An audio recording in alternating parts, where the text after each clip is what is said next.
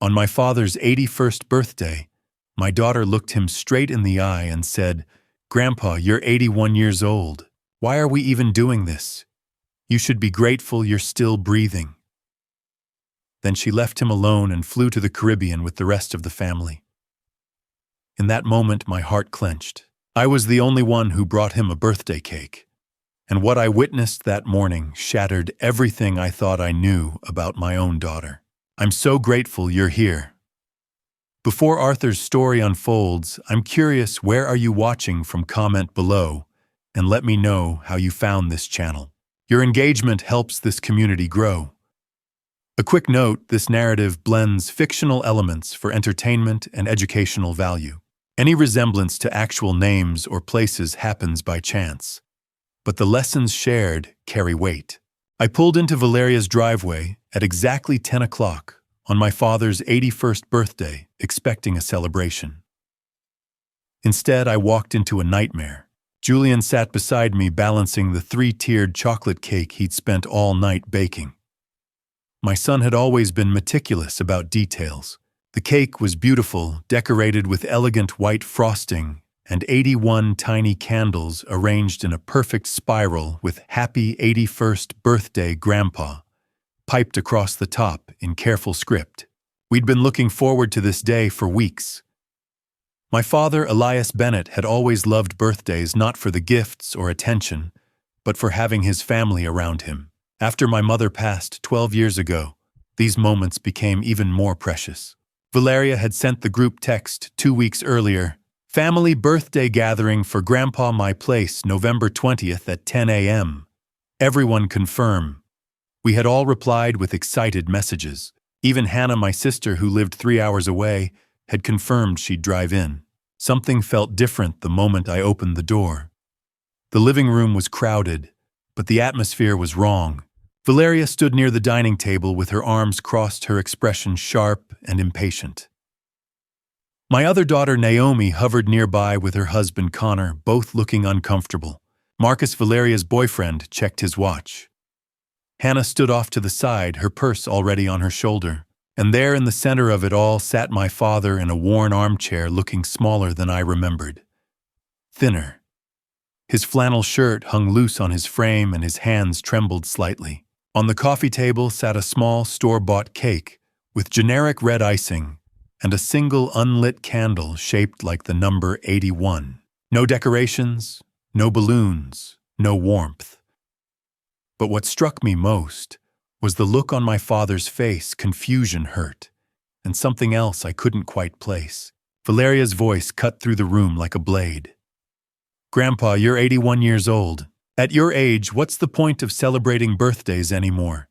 You should just be grateful you're still breathing." The words hung heavy and cold. My father's face crumpled. His mouth opened, but no sound came out. Then slowly his eyes filled with tears. One rolled down his weathered cheek, catching in the deep lines time had carved there. Julian moved first. He set the cake down and crossed the room in 3 long strides, kneeling beside Elias and taking his hand. "Grandpa, we're here. It's okay." I found my voice rough and strained. "Valeria, what the hell did you just say?" She turned to me unbothered. "Dad, you're late. I'm exactly on time. You said 10 o'clock. We started early. We have a flight to catch." Marcus stepped forward, apologetic but firm. "Caribbean. We leave in 2 hours. I stared at them in disbelief. "You planned a vacation on his birthday. It's not a big deal, Dad." Valeria said, her tone sharp. "We sang to him. We got him a cake. Now we have to go. You told him celebrating his birthday is pointless." I was being realistic. At his age, every day is a gift. He should appreciate that instead of expecting us to drop everything. She grabbed her purse. I did what I came to do. One by one, they moved toward the door. Naomi hesitated, glancing back at Elias, but Connor guided her out. Hannah gave me a guilty look before hurrying after them. Valeria paused at the door and turned back, her gaze sweeping over me, over Julian, over our father. Then she smiled, cold and thin.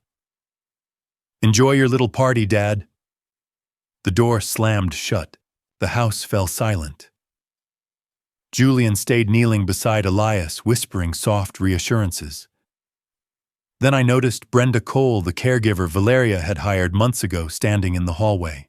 She'd been watching the entire time, her expression blank and detached. Brenda.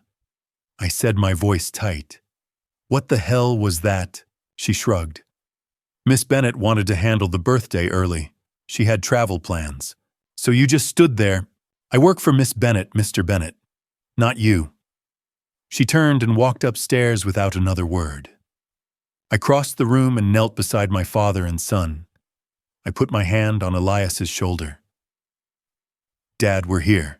He looked at me, his eyes red and wet. I thought they cared, Arthur. Something else was wrong. Something beyond Valeria's cruelty. Something I could feel in the way my father flinched when I touched him, in the way his gaze darted nervously toward the stairs. Julian and I helped him to his feet and walked him down the hallway to his room. The smell hit me first. Stale air.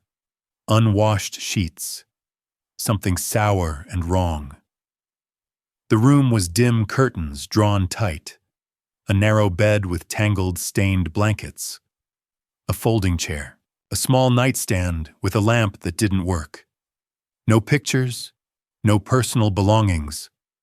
On the nightstand sat a large bottle of pills, diphenhydramine 50 milligrams. The bottle was nearly empty, dated 3 weeks ago. A 30-day supply nearly gone. I turned to my father.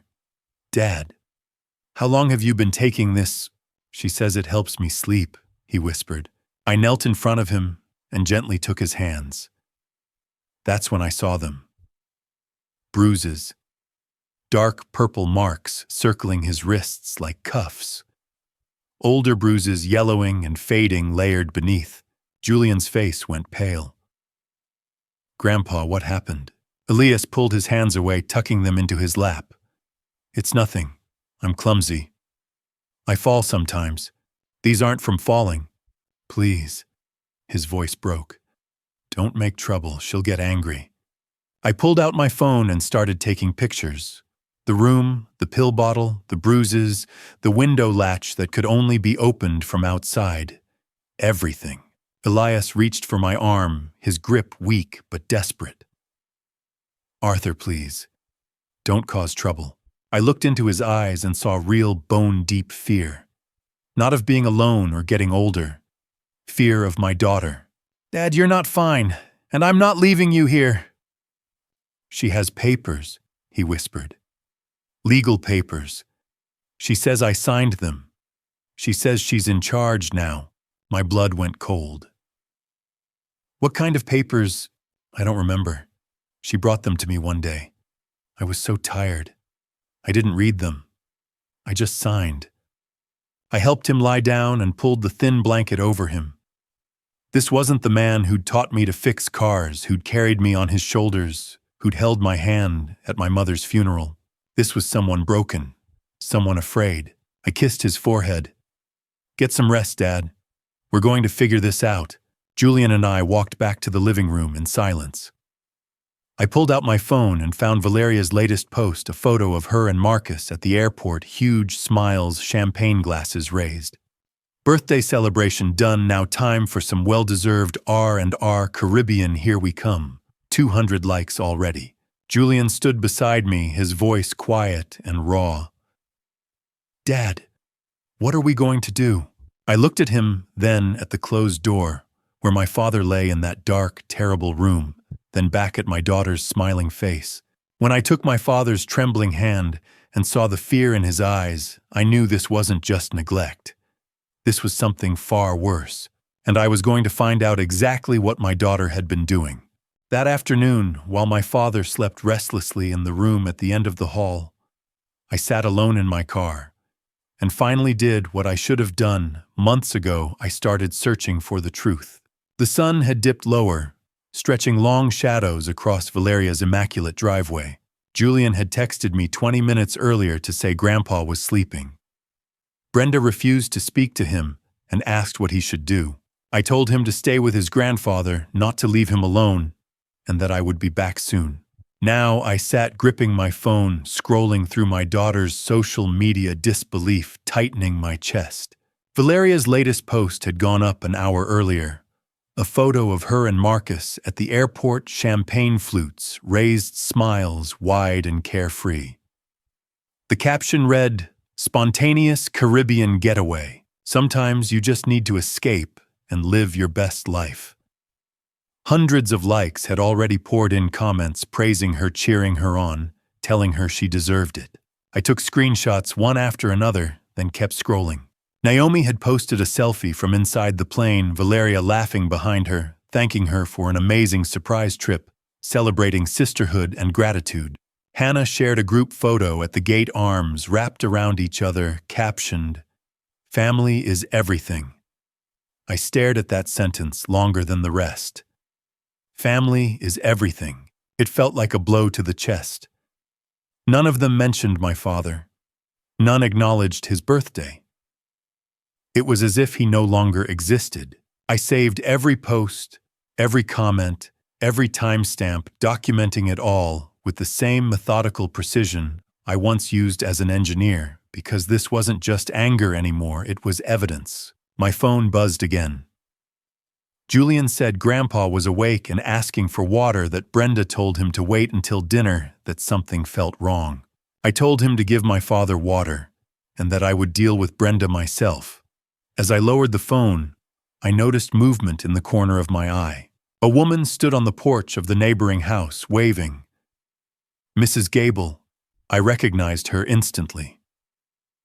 She had been my father's neighbor years ago, a kind woman with a watchful gaze. I hadn't realized she lived near Valeria now. I stepped out of the car and crossed the lawn. She met me at her driveway, worry etched across her face, confirming my name and my connection to my father before asking me inside. Her living room smelled faintly of cinnamon, filled with family photos and warmth that contrasted sharply with the tension in her voice.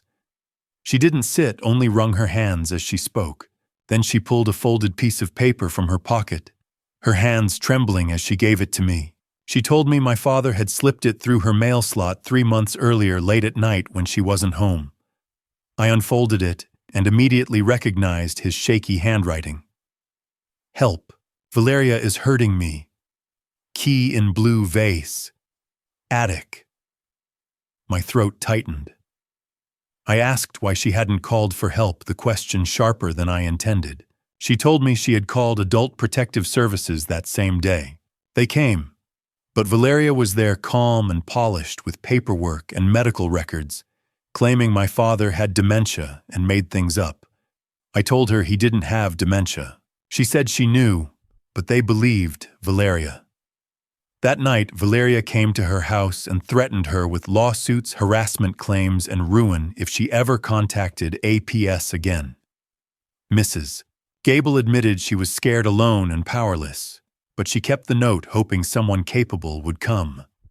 I asked about the blue vase in the attic. She told me it referred to my father's old house, the one sitting empty for months. I said I still had a key he'd given me years ago for emergencies. She nodded and said, maybe that was where I needed to go. I thanked her promise to help him and returned to my car as the sun sank toward the horizon. Sitting behind the wheel, I scrolled through old photos until I found one from 6 years ago, Valeria's college graduation. Her smile bright, her arms around Julian and me, whispering, "Thank you." Another photo followed Valeria at 8 years old, perched on my shoulders at a parade, calling me her hero. I wondered when it changed. I remembered the first cracks after her business school success, when she looked around my small apartment with disdain, telling me to get my life together, saying she would never end up like this. I remembered asking her for help years later, swallowing my pride, needing money for Julian's tuition, only for her to tell me she wasn't my ATM and hang up. I sold my truck instead. Julian never knew. Now sitting outside her perfect house, staring at photos of the daughter I no longer recognized, something inside me finally broke. The little girl who believed in me was gone, replaced by someone capable of cruelty I could never have imagined. But my father was still alive, still afraid, and he had left me a trail. A blue vase, an attic, a key. I started the engine and pulled away as the sky darkened and the first stars appeared, my mind racing with everything I had learned. Tonight I would follow that trail no matter what waited at the end. 2 nights after my father's birthday, I stood outside his old house with a flashlight and a key I hadn't used in 5 years. What I was about to do was technically breaking and entering, but for him I would break 1,000 laws. The house sat at the end of a quiet street, 15 minutes from Valeria's neighborhood, tucked behind overgrown hedges and a maple tree that had grown wild. The windows were dark. The porch sagged slightly. The mailbox hung crooked, stuffed with junk mail nobody had bothered to collect. It looked abandoned, forgotten, just like my father had been. I had spent the past 2 days gathering information, making calls, trying to understand what Valeria had done and how she had gotten away with it. Every door I knocked on led to another dead end. The bank wouldn't talk to me. The lawyer whose name appeared on old documents wouldn't return my calls. Even Adult Protective Services told me they had closed the case months ago after finding no evidence of abuse. But Mrs. Gable's note burned in my pocket like a live coal. And the key in my hand felt heavier than it should have. I climbed the steps, each one creaking under my weight. I slid the key into the lock. It turned with a soft click. The door swung open, and the smell hit me immediately. Dust, stale air, the particular scent of a place that had been closed up and forgotten for too long. I stepped inside and closed the door behind me. The darkness swallowed me whole. I pulled out my phone and turned on the flashlight, sweeping the beam across the room. The living room looked exactly as I remembered it. The old leather couch where my father used to watch baseball games. The recliner near the window. The bookshelf lined with model cars he had built over the years. But now everything was covered in dust. The air felt heavy, undisturbed. This house had been full of life once, full of laughter and the smell of Sunday dinners. Valeria had taken him away from this, convinced him he needed to live closer to her, told him she would take care of him. And then she had locked him in a dark room and made him disappear. I found the attic access in the hallway ceiling, a pull-down ladder that groaned when I tugged on the cord. The ladder unfolded with a series of metallic clanks that echoed through the empty house. I climbed. The attic was worse than the rest of the house. Darker, hotter despite the cool November air outside. Boxes were stacked haphazardly along the walls. Old furniture sat draped in sheets. I started searching. It took me 20 minutes to find it. A blue ceramic vase tucked on a shelf in the corner behind a box of Christmas ornaments. Small, unremarkable.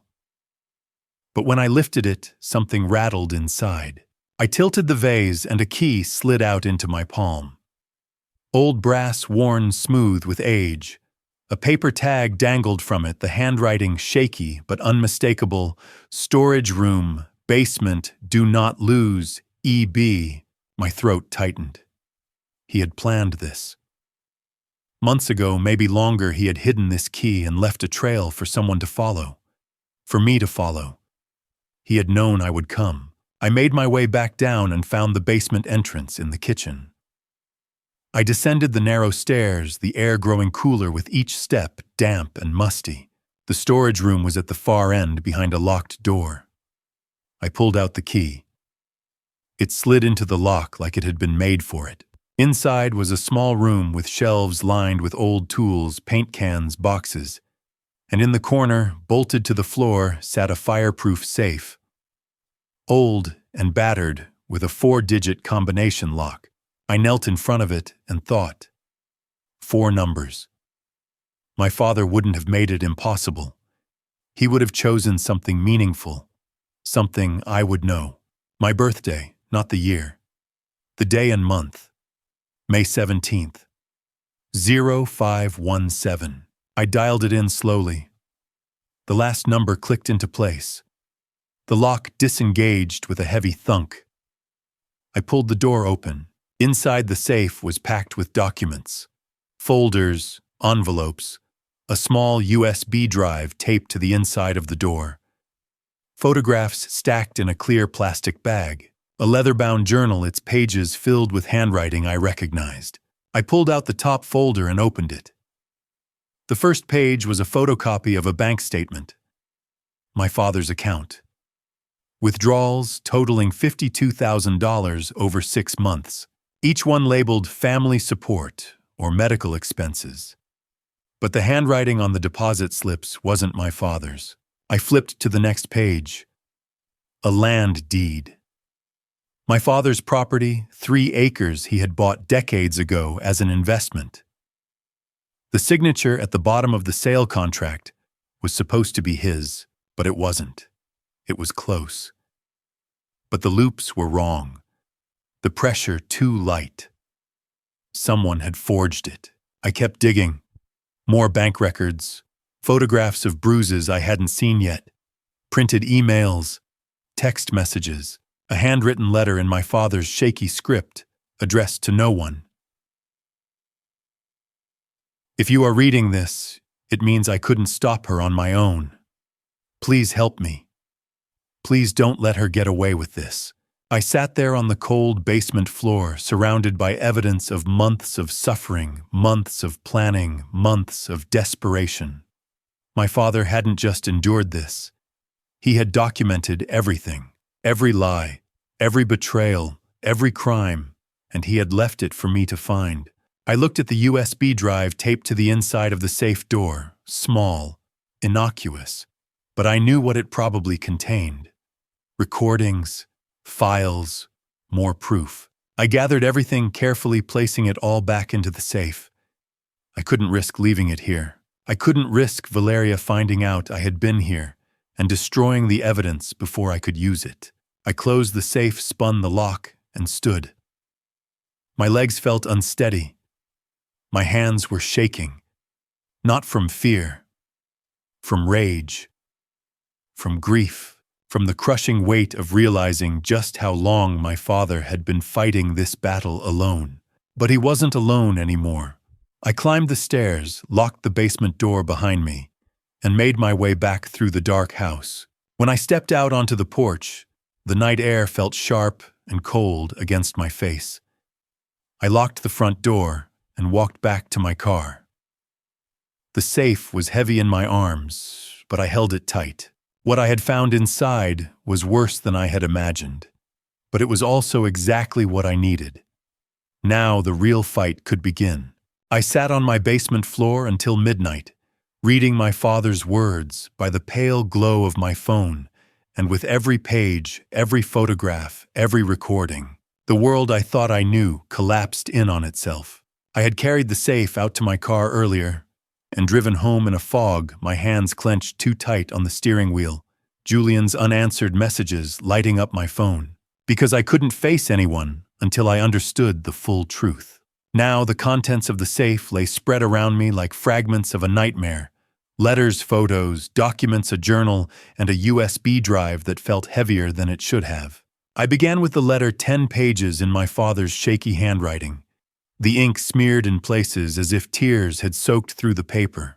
He wrote that if I was reading this, he had failed to stop her on his own, that in June Valeria had brought documents she said were for his protection, a power of attorney, and stood over him while he signed, too tired to read carefully, trusting her because she was family.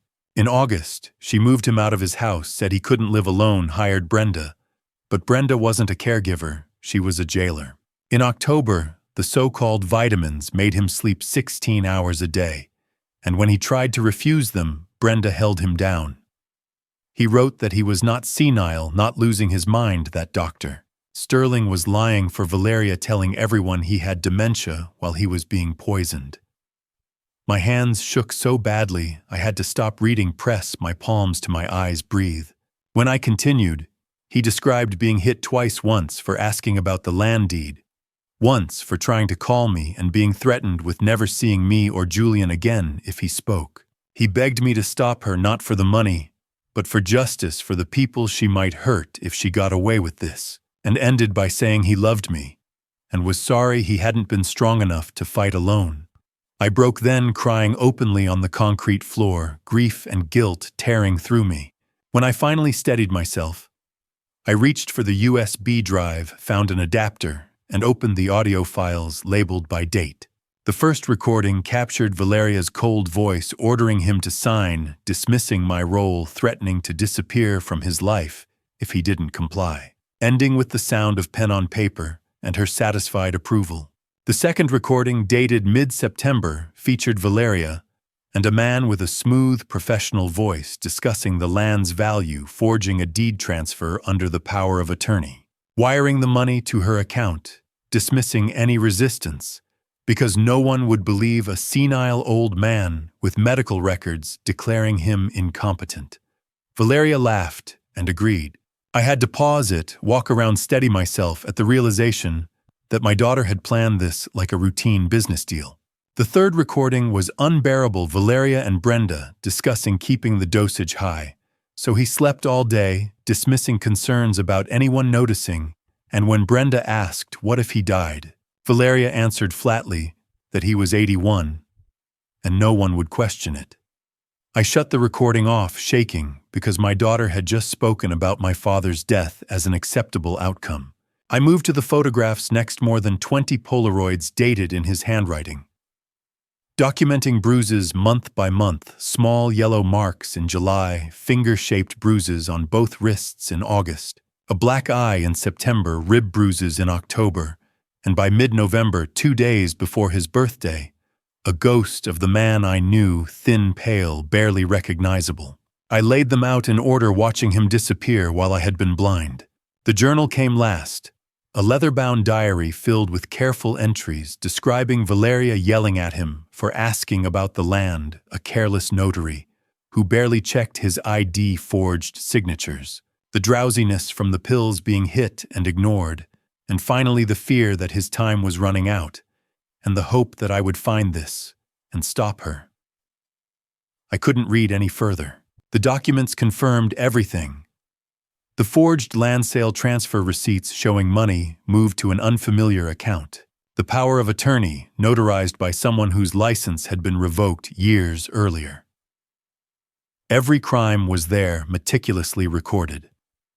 But as I gathered it all, a cold realization settled over me. I had recordings, photos, documents, a diary, a letter, enough to prove intent and abuse, but not the one thing that would make it airtight. A skilled lawyer could argue context, claim the bruises were falls, paint the journal as confusion from dementia. Without medical proof, without a toxicology report showing sedatives in my father's system, it was still my word against Valeria's, and she had doctors and paperwork to support her story. I needed blood tests, a toxicology screen proof beyond doubt that he was being poisoned. And to get that, I would have to remove him from her control and get him to a hospital before she could intervene, which meant confronting her directly. I gathered everything back into the safe, locked it, and called Julian. He answered immediately, worried, asking why I was calling at 2 a.m.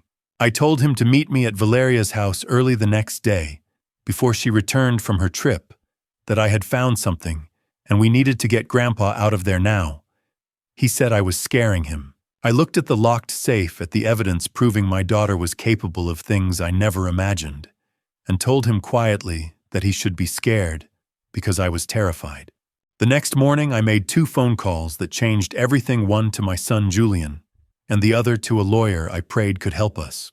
I had barely slept, my father's voice from the recordings echoing in my head every time I closed my eyes, weak and apologetic, blaming himself for not being strong enough. At 8 o'clock, I sat at my kitchen table with a cup of untouched coffee and called Julian. He answered groggily, surprised it was Saturday, but the moment I said it was about Grandpa, his voice sharpened with fear. I told him to meet me at Murphy's Coffee in 20 minutes, and not to tell anyone where he was going, asking him to trust me, even though he said I was scaring him. Murphy's was quiet that morning. Students hunched over laptops and retirees flipping newspapers, and I took a booth in the back to wait.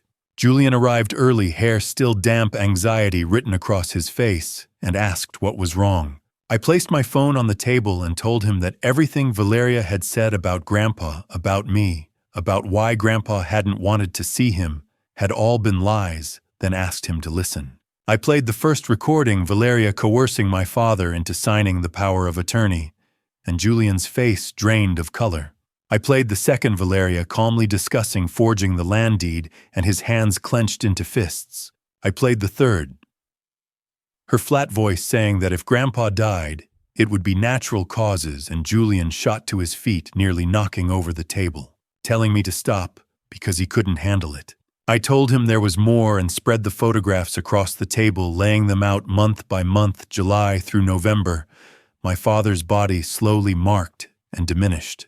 Julian stared at them, tears forming, as he whispered that Valeria had told him Grandpa didn't want to see him anymore, that she claimed he was angry over money Julian supposedly borrowed and never repaid, even showing him fake bank statements and documents to prove it. I told him Grandpa had never loaned him anything, and realized out loud how completely she had isolated both of us, feeding each of us a story designed to cut us off from the truth. Julian buried his face in his hands, blaming himself for not checking, for not going anyway. But I told him she was skilled at manipulation, at crafting lies that sounded just believable enough, and that was what made her dangerous. When he finally looked up and asked what we were going to do, I told him we were going to fight back together.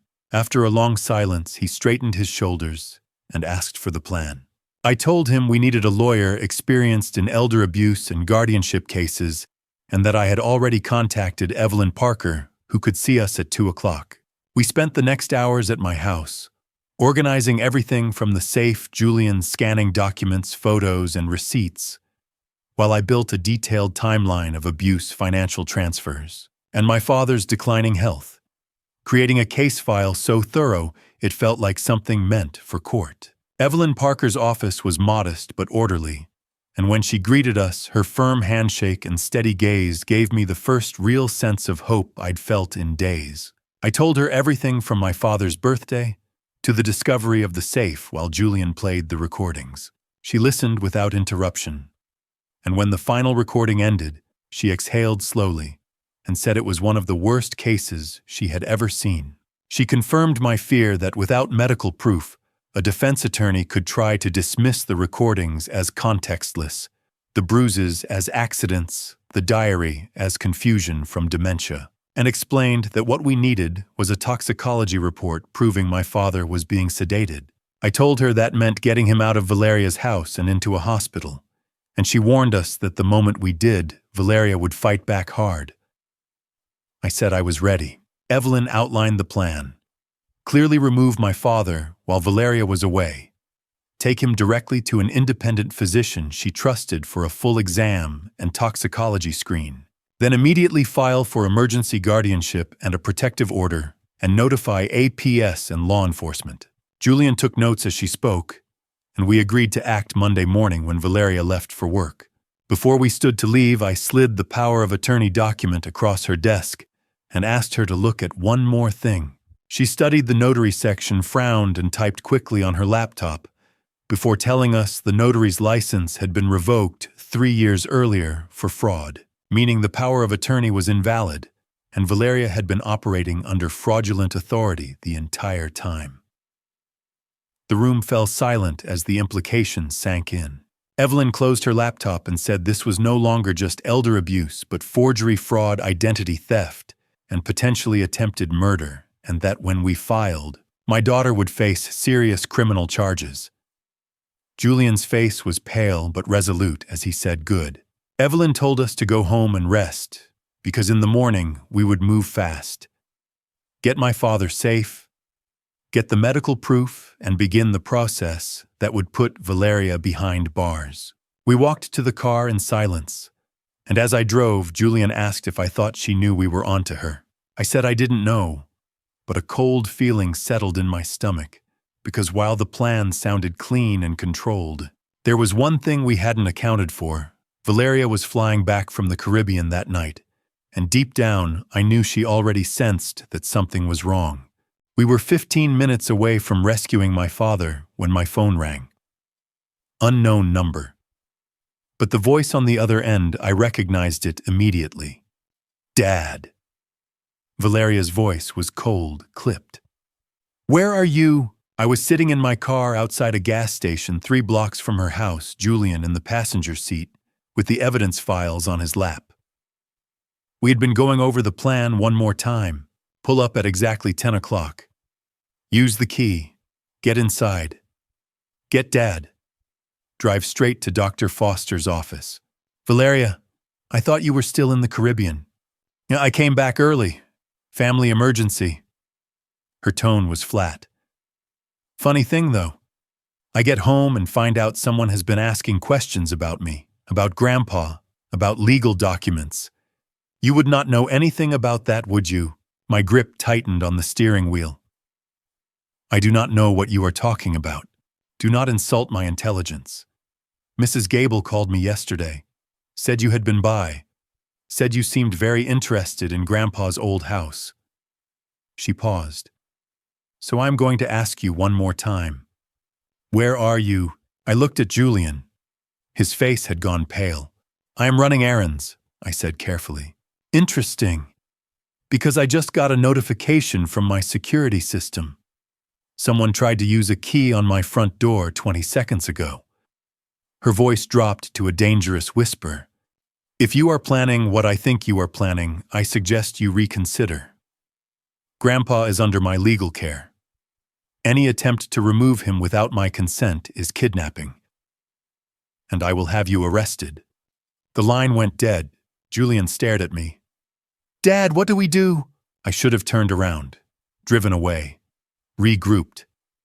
But all I could think about was my father in that dark room, drugged and helpless, and my daughter standing between him and freedom.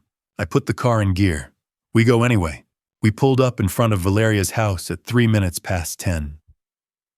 Her car was in the driveway. All the curtains were open. She wanted us to know she was waiting. Julian and I walked up to the front door. Before I could use the key, the door swung open. Valeria stood in the doorway, arms crossed, phone in hand. Behind her, Brenda hovered in the hallway like a sentinel. Going somewhere, Dad? I straightened my shoulders. We are taking Grandpa to see a doctor. A real one. Over my dead body. She did not raise her voice. Did not need to. He is under my care. I have legal authority. Your power of attorney is fraudulent. The notary's license was revoked 3 years ago. For just a moment, something flickered in her eyes. Surprise. Then it was gone, replaced by that cold smile I had come to hate. Prove it. I have proof. Documents, recordings, everything you have done. Then take it to court. She stepped aside, slightly blocking the entrance. Until a judge says otherwise, I am his legal guardian, and you are trespassing. Julian moved forward. We just want to see him. Make sure he is okay. He is fine, he is resting. Let us see him, I said, my voice tight. No. I took a step toward the door. Brenda immediately moved to block the hallway. Valeria held up her phone. But one more step and I call the police. Do not test me. You are holding him prisoner. I am caring for an elderly man with declining health. Something you never bothered to do. The words hit like a slap. Julian grabbed my arm, holding me back. Valeria lifted her phone and dialed. Then her entire demeanor changed. Her shoulders slumped. Her voice cracked. Yes, hello, I need police. My address is 217 Maple Drive. My father is trying to break into my home and kidnap my grandfather. She paused, her voice breaking. I am scared. He has been unstable since my grandmother died. I do not know what he is capable of. Please hurry. That is a lie, I shouted. Julian's face flushed red. This is insane. We are trying to help him. Valeria ended the call and looked at me with cold satisfaction. The police will be here in 5 minutes. You want to explain to them why you broke into my house and tried to take an elderly man without consent. The reality hit me like ice water. Legally, she was right. The power of attorney had not been officially invalidated by a court. On paper, she was his guardian, And I was just an angry son causing a disturbance. This is not over, I said quietly. Oh, I know, she smiled. That is why I will be filing for a restraining order against you. Both of you. You will not be allowed within 500 feet of this house or my grandfather. And if you violate it, you will go to jail. I heard sirens in the distance. You should leave, Valeria said sweetly. Unless you want to be here when they arrive. Julian's hand was still on my arm, and the sirens were getting closer. Tartaglia whispered, "We have to go." I looked at Valeria, at the cold triumph in her eyes. "You are killing him," I said. "You know that, right? Whatever you are giving him, it is killing him." Something flickered across her face. Not guilt, not remorse. Something worse. Satisfaction. "Grandpa is 81 years old," she said softly. "People that age die all the time. Natural causes. It is very sad. But it happens." The sirens were right outside now. "Come on," Julian pulled me toward the car. "Now." We got in just as 2 police cruisers pulled up. I watched in the rearview mirror as the officers approached Valeria, who immediately went into her act. Concerned granddaughter, worried about her unstable father, afraid for her elderly grandfather's safety. We had no choice. Julian and I drove away, my hands shaking on the wheel, rage burning in my chest. In the rearview mirror, I watched Valeria standing in the doorway, arms crossed, smiling. She had won this round, but she did not know what I knew. War is not won in a single battle, and I was just getting started. 48 hours after Valeria blocked us from seeing my father, my phone rang at 3 in the morning. Unknown number. But the words I heard made my blood run cold. "Mr. Bennett, this is Oak Haven General Hospital. Your father has just been admitted. You need to come immediately." I was out of bed before the nurse finished speaking, my hands shaking as I pulled on clothes in the dark. Julian lived 20 minutes away, but I called him anyway, my voice tight with panic. "Meet me at the hospital, now. It is Dad." The drive felt endless. Every red light, every slow car, every second that ticked by felt like hours. My mind kept replaying worst-case scenarios. Heart attack, stroke, or worse, Valeria had finally done what she threatened on that recording. If he dies, natural causes. I abandoned my car in the emergency lot and ran through the automatic doors, Julian pulling in behind me seconds later. The ER waiting room was nearly empty at this hour. I went straight to the desk. Arthur Bennett. My father, Elias Bennett, was just brought in. The nurse behind the desk checked her computer. "Yes, he is in Bay 7. I will take you back." She led us through double doors into the emergency department. The sounds hit me immediately. Monitors beeping, voices calling out medical jargon, the controlled chaos of people trying to save lives. Bay 7 was at the end of the hall, partially curtained off. And there was my father. He lay motionless on a hospital bed, an oxygen mask covering his face. IV lines running into both arms, a heart monitor beeping steadily beside him. His skin was gray, his breathing shallow and labored. He looked like he had aged 10 years in the past 2 days. "Dad," my voice broke on the word. The nurse, whose name tag read Emily Carter, checked the monitors. He was found unresponsive by his caregiver this morning around 2 a.m. She called 911. Paramedics brought him in about an hour ago. We have stabilized him, but he is still unconscious. What happened to him? I asked. We are still running tests. Initial assessment suggests possible stroke or cardiac event. His vital signs are weak. Low blood pressure, irregular heart rate. Signs of dehydration and severe malnutrition. It was not a stroke. My voice came out harder than I intended. It is poisoning. He has been drugged. You need to run a toxicology screen. Emily looked at me carefully. That is a serious allegation. What makes you think? Because my daughter has been giving him high doses of sedatives for months. I pulled out my phone, opened the photos. Look, these are from 10 days ago. The bruises, the conditions he was living in, the medications. Emily studied the photos, her expression shifting from professional neutrality to concern. I need to get the attending physician. Stay here. She disappeared through the curtain. I moved to my father's bedside and took his hand. It was cold, fragile. The bones felt like bird bones under paper-thin skin. Akash, I whispered. It is Arthur. I am here. You are safe now. Please hang on. The curtain opened, and a woman walked in. Mid-40s, dark hair pulled back in a tight bun, sharp eyes behind wire-rimmed glasses. Her ID badge read, Dr. Rachel Foster, Emergency Medicine. Mr. Bennett, she asked. Yes, I am Dr. Foster. I understand you have concerns about your father's condition. I think he has been poisoned, deliberately, by my daughter. She did not flinch. Instead, she moved to the bedside and began examining my father with quick, efficient movements. Checked his pupils, listened to his heart and lungs, reviewed the monitors. His vital signs are concerning, she said. Blood pressure is dangerously low. Heart rate irregular, respiratory depression, severe dehydration, malnutrition. These are not consistent with a simple stroke. Because it is not a stroke, it is sedative overdose. Dr. Foster looked at me. Show me what you have. I pulled out my phone again.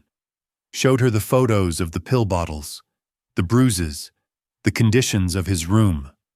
Told her about the recordings, the documents, the systematic abuse. She studied each photo carefully, her expression growing grimmer with each one. These bruises, she said quietly. This environment. I have seen this before. Elder abuse. Will you test him? I can, and I will. She met my eyes. But I need to inform you if the results show what I suspect, I am legally obligated to report this to law enforcement and adult protective services. Good. That is exactly what I want. She nodded and turned to Emily. I want a comprehensive toxicology screen, full blood panel, metabolic panel, CT scan to rule out stroke. And I want those results flagged priority. Yes, doctor. Dr. Foster looked back at me. The tox screen will take 24 to 48 hours. But if there are elevated levels of sedatives in his system, we will know. Thank you. The relief nearly knocked me over. Thank you. Do not thank me yet. We still need to stabilize him. He is not out of danger. That was when Valeria arrived. I heard her before I saw her, her voice sharp and demanding, echoing down the hallway. Where is Elias Bennett? I am his legal guardian. I need to see him immediately. She swept through the curtain at 6:30 in the morning, Brenda trailing behind her. Valeria looked immaculate despite the early hour, but her eyes were cold and calculating. What are you doing here? She demanded, looking at me. Saving Dad's life. You have no right to be here. I am his guardian. Dr. Foster appeared in the doorway. Miss Bennett? Yes. I am Valeria Bennett, Elias Bennett's granddaughter and legal guardian. I do not know what my father has told you, but he is mentally unstable. I am the attending physician. Dr. Foster interrupted, her voice cool and professional. Your grandfather is currently under my care, and I have ordered tests based on concerning clinical findings. What tests? A comprehensive toxicology screen, among others. Valeria's face went pale, just for a second. Then she recovered, her expression hardening. That is unnecessary. He has pre-existing conditions. Let me be very clear. Dr. Foster stepped closer. I have reviewed photographs showing bruising consistent with physical abuse. I have examined your grandfather and found evidence of severe neglect and possible poisoning. If those tests come back positive, I will be filing a mandatory report. Do you understand? Valeria's jaw tightened. I want a different doctor.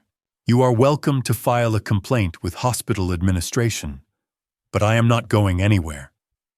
Valeria turned on her heel and stalked out, pulling her phone from her purse as she went. I watched her through the gap in the curtain, pacing in the hallway, phone pressed to her ear.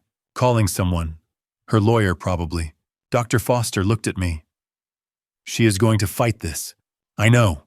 Are you ready for that?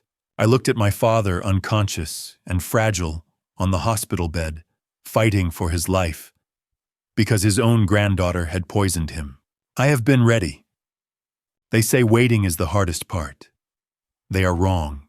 The hardest part is waiting while someone you love hovers near death, and the person who put them there walks freely in the hallway outside pretending to care. I had been sitting in that hospital chair for 18 hours. My back ached. My eyes burned. But I was not leaving. Not for a second.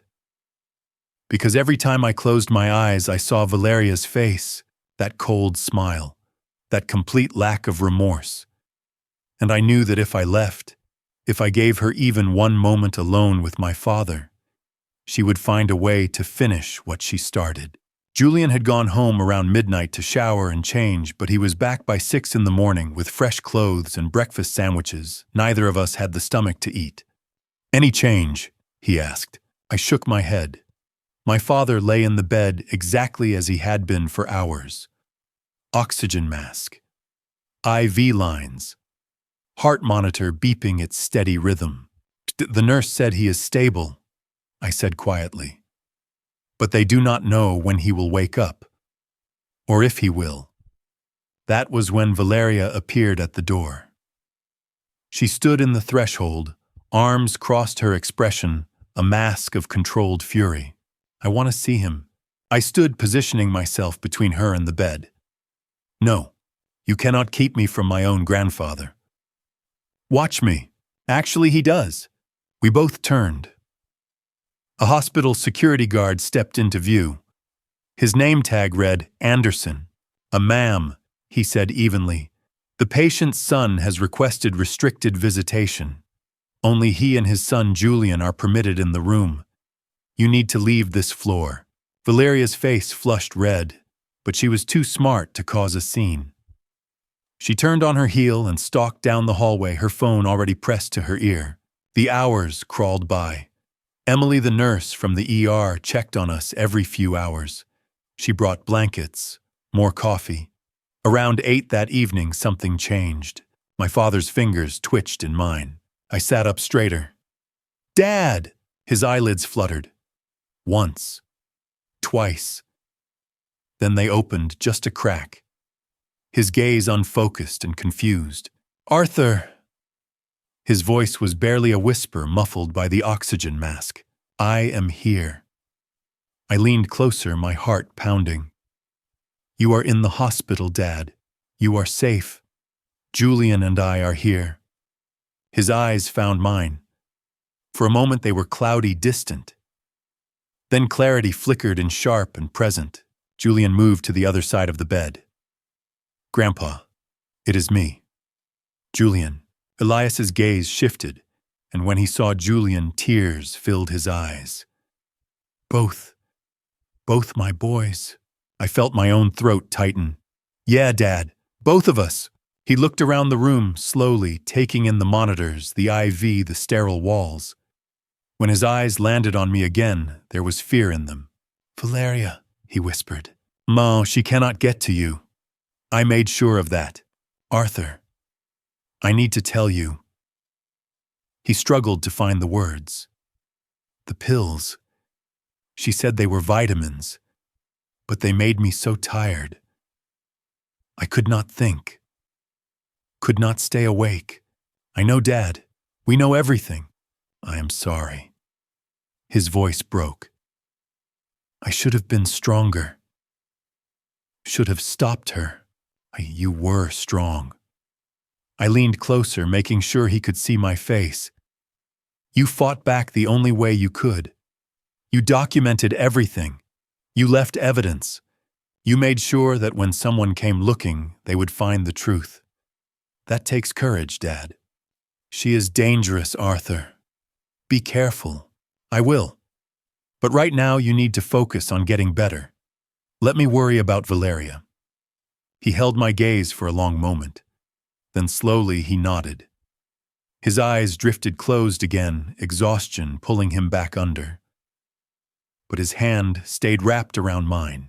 The next morning, Dr. Foster walked into the room with a folder in her hands and an expression I could not quite read.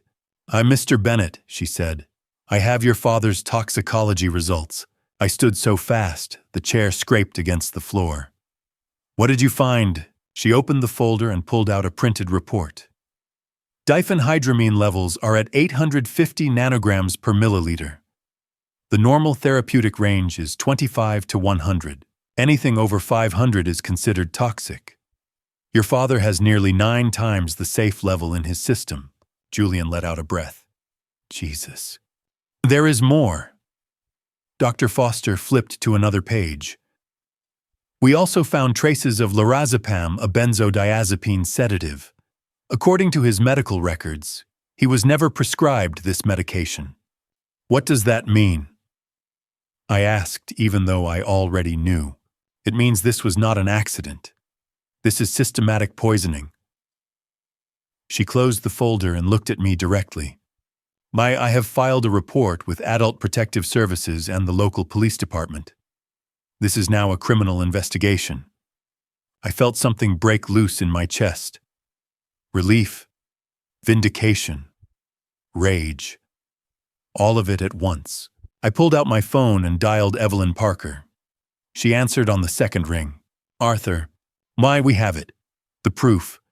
The toxicology results confirmed everything. Dad was poisoned. Deliberately. Systematically." There was a pause. Then, "I am filing the emergency petition this morning. We will strip her of guardianship and pursue criminal charges. This is over, Arthur. We have her." When I hung up, I looked at Julian. His face was pale, but there was fire in his eyes. "It is really happening," he said. "Yeah, it is." I walked to the window and looked out over the parking lot. Down below, Valeria was leaning against her car phone, pressed to her ear, gesturing sharply as she talked. She did not know yet. Did not know the results had come back. Did not know Dr. Foster had already filed the reports. Did not know the police would be coming for her, but she would. Soon. And this time she would not be able to walk away. They say the justice system moves slowly. They are right. It took 12 hours from Dr. Foster's report until a detective knocked on Valeria's door. But when it came like a hurricane. Detective Ryan Hughes showed up at the hospital just after 2 in the afternoon. He was in his mid-40s with graying hair, sharp eyes, and the kind of weathered face that came from years of seeing the worst humanity had to offer. He flashed his badge at the nurse's station and asked for me. When he found me in Elias's room, he extended a hand. "Mr. Bennett, I am Detective Hughes, Oak Haven Police Department. I need to ask you some questions about your father's condition." "Anything you need," I said. We found an empty conference room down the hall. Hughes pulled out a recorder, set it on the table between us, and pressed record. "Walk me through it," he said. "From the beginning." So I did. I told him about my father's 81st birthday, the cruelty I witnessed, the discovery of the bruises, and the room he was kept in. Mrs. Gable's note. Breaking into the old house, finding the safe. I pulled out my phone and showed him everything. The photos, the pill bottles, the forged documents. Then I played him the recordings. Hughes listened without interrupting, his expression growing darker with each one. When the third recording ended, the one where Valeria discussed letting my father die, he sat back in his chair and let out a slow breath. "This is extensive," he said. "You collected all of this yourself." "My father collected it. I just found it." He nodded slowly. "I will need to keep these as evidence. These are copies. I have backups." The corner of his mouth twitched. almost a smile. "You are a smart man, Mr. Bennett." He asked more questions. Timelines, dates, names. I answered everything as thoroughly as I could, pulling up documents on my phone showing him bank records, the fake notary information, the land deed forgery. By the time we finished, nearly 2 hours had passed. Hughes stood and shook my hand again. "I will be following up on this. We will need to interview your daughter, the caregiver, and the doctor who provided the false diagnosis. This is going to take time, but I want you to know, Mr. Bennett, I believe you, and we will do everything we can to hold the responsible parties accountable. Thank you." As he left, I felt something shift inside me. For the first time since this nightmare began, someone with authority was taking me seriously. While Hughes was starting his investigation, Evelyn was launching her own assault. She called me just after 4 to tell me she was at the courthouse. "I am filing the emergency guardianship petition now," she said, "along with a restraining order to keep Valeria away from your father. I have attached every piece of evidence we have. The photos, the medical reports, the toxicology results, transcripts of the recordings, everything. How long until we get a hearing?" "Yeah, Judge Whitmore is reviewing the petition as we speak. If she grants it, we could have an emergency hearing within the next few days." 20 minutes later, Evelyn called back. Her voice was triumphant. "We got it. Judge Whitmore reviewed the evidence and granted an emergency hearing. It is scheduled for November 30th, and she issued the temporary restraining order effective immediately. Valeria cannot contact your father. If she tries, she will be arrested." I closed my eyes and let the relief wash over me. "Thank you, Evelyn. Thank you." By evening, the story had leaked. I did not know how it happened, but by 6 o'clock my phone was exploding with calls and messages. Unknown numbers, local news stations, even a few national outlets. "Mr. Bennett, this is Channel 7 News. Can we get a statement? Is it true she tried to poison her grandfather?" I turned my phone off and looked at Julian, who was scrolling through social media with an increasingly stunned expression. "Dad, it is everywhere. The story is everywhere." He showed me his screen. Headlines scrolled past. "Local executive accused of poisoning grandfather for inheritance." "Police investigate elder abuse case involving prominent businesswoman." "This is out of control," I said. "No." Julian looked up at me, his eyes bright. "This is exactly what needs to happen. People need to know what she did." That evening, Evelyn called with an update. Her voice was tight. "Detective Hughes just called me. He and Officer Davis went to Valeria's house an hour ago to interview her. She had her lawyer present. Hughes asked her about the toxicology results, about the dangerously high levels of sedatives in your father's system. What did she say? She said she had no knowledge of it. She claimed Brenda Cole, the caregiver, was responsible for administering medications. She is throwing Brenda under the bus." "Of course she is." Hughes played her one of the recordings. She said it was taken out of context. Her lawyer shut the interview down before Hughes could push too hard. But she is preparing her defense. And according to Hughes, after they left, she told her lawyer she is planning to sue you. Sue me for what? Defamation? Slander? Emotional distress? She is going to claim you made all of this up to steal your father's money. She is going to flip the entire narrative. I felt the anger surge hot and sharp in my chest. Let her try. She's not just trying, Arthur. She is already executing. Turn on the news. I found a TV in the hospital waiting room and switched it to the local news channel. And there she was. Valeria stood on the front lawn of her house, surrounded by cameras and reporters. She wore a tailored navy suit. Her makeup was perfect, and there were tears streaming down her face. My father has been struggling with mental health issues for years, she was saying, her voice breaking. Ever since my grandmother passed, he has become obsessed with my grandfather's estate. It breaks my heart. A reporter shouted a question. What about the toxicology report showing your grandfather was poisoned? I trusted my grandfather's caregiver to manage his medications. If she made mistakes, I had no knowledge of it. I love my grandfather. I have been caring for him for months, and now I am being vilified because my father wants to control the inheritance. She wiped her eyes, the picture of wounded innocence. I am the victim here. My grandfather is the victim, and I will do everything in my power to protect him. I turned off the TV. Julian was standing behind me, his face pale. She is lying. She is lying about everything. I know. He pulled up his phone, scrolling through comments on the news station's social media post. She seems genuine. I believe her. The father sounds like he is after the money. Not everyone believed her, but there were enough supporting her to make my stomach turn. She was good. She knew exactly how to play the victim, exactly how to manipulate public opinion. Julian put his phone away. What do we do? I looked back toward my father's room. He was still sleeping, still recovering, still fragile. But he was safe. We keep fighting, I said. We go to that hearing, we present the evidence, and we let the truth speak for itself. For 3 days, the court of public opinion raged, and I was losing. It started the morning after Valeria's press conference. I woke up to my phone vibrating with notifications, hundreds of them.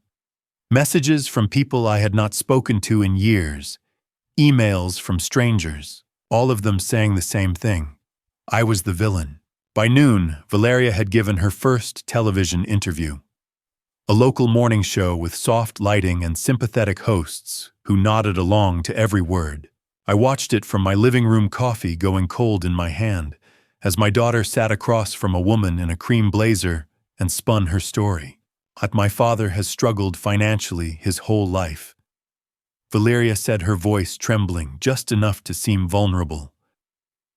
After my grandmother passed, he became fixated on my grandfather's estate. I think he sees it as his way out. The host leaned forward, her expression full of concern. That must be so difficult for you. It is. Valeria's eyes filled with tears. Designer tears, perfectly timed. I love my grandfather. I have sacrificed so much to care for him. And this is how I am repaid, with accusations and lies. What do you say to people who believe your father's claims? I say, look at the facts. My father has been unemployed for years. He has mounting debts. He sees my grandfather's money as his salvation, and he is willing to destroy me to get it. By evening, social media had exploded. Hashtag Justice for Valeria was trending. Thousands of posts, tens of thousands of comments. A successful woman being torn down by her jealous family. Gold digger son wants the inheritance. That Arthur Bennett should be ashamed of himself. There were other voices too. Smaller, quieter. Believe abuse victims. Look at the evidence. But they were drowned out by the tide of support for my daughter. I sat at my kitchen table scrolling through the comments until my eyes burned. Each one felt like a knife. Julian found me there an hour later, staring at my phone screen. Dad. He took the phone from my hands and set it face down on the table. You need to stop reading that. They all think I am lying. They do not know the whole story. Maybe they are right. My voice came out hollow. Maybe I should just let it go. Drop the petition. Walk away. What? Julian's eyes widened. Dad, you cannot be serious. Look at this, Julian. Look at what is happening. Half the world thinks I am a monster. Stop. Julian grabbed my shoulders, forcing me to look at him. Listen to me. Valeria is good at this. She has always been good at manipulating people, at making herself look like the victim. But you know what she did. You have the evidence. You have the recordings. You have Dad's letter. You cannot let her win like this. I wanted to believe him. But the weight of those 3 days, those thousands of hateful comments, had worn me down to nothing. I am tired, Julian. I know. but we are almost there. The hearing is tomorrow, and we have people on our side. Mrs. Gable has more evidence. Photos she took from her window over the past few months. She is going to testify. I looked up. What? There is more, Julian said. Detective Hughes called Evelyn this afternoon. Brenda Cole is cooperating. She gave a full statement. Valeria paid her $2,000 a week, cash, to keep Grandpa isolated, to give him extra pills. Brenda thought she was just following doctor's orders, but when Hughes showed her the toxicology results, she broke down. She is testifying too, and she is implicating Dr. Sterling. I stared at him. Dr. Sterling, the doctor who diagnosed Grandpa with dementia. Brenda says Valeria paid him to falsify records. Hughes is bringing him in for questioning tomorrow. For the first time in 3 days, I felt something other than despair. Hope. Small. Fragile. But there, that night, I sat alone in my living room. I opened my laptop one more time. The comments were still brutal. Then I saw the email notification. From Evelyn Parker. Subject line, "Do not quit." Arthur, I know these past few days have been hell. I know what people are saying online. But I need you to hold on. Just one more day.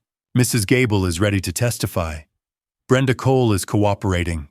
Dr. Sterling is being subpoenaed. We have them, Arthur. The evidence is overwhelming. When that judge hears everything, the public will know the truth. Do not let Valeria win by making you quit. That is exactly what she wants. We are so close. Do not give up now. Evelyn, I read it twice.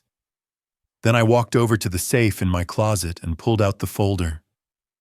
The one with my father's letter. I unfolded it carefully and read it again. Please, Arthur, stop her before it is too late. Not for the money, for justice. Not for the money, for justice. I thought about my father lying in that hospital bed. Thought about all the months he had suffered in silence. I thought about Mrs. Gable, a 68-year-old widow willing to face down Valeria's lawyers because she could not live with staying silent anymore.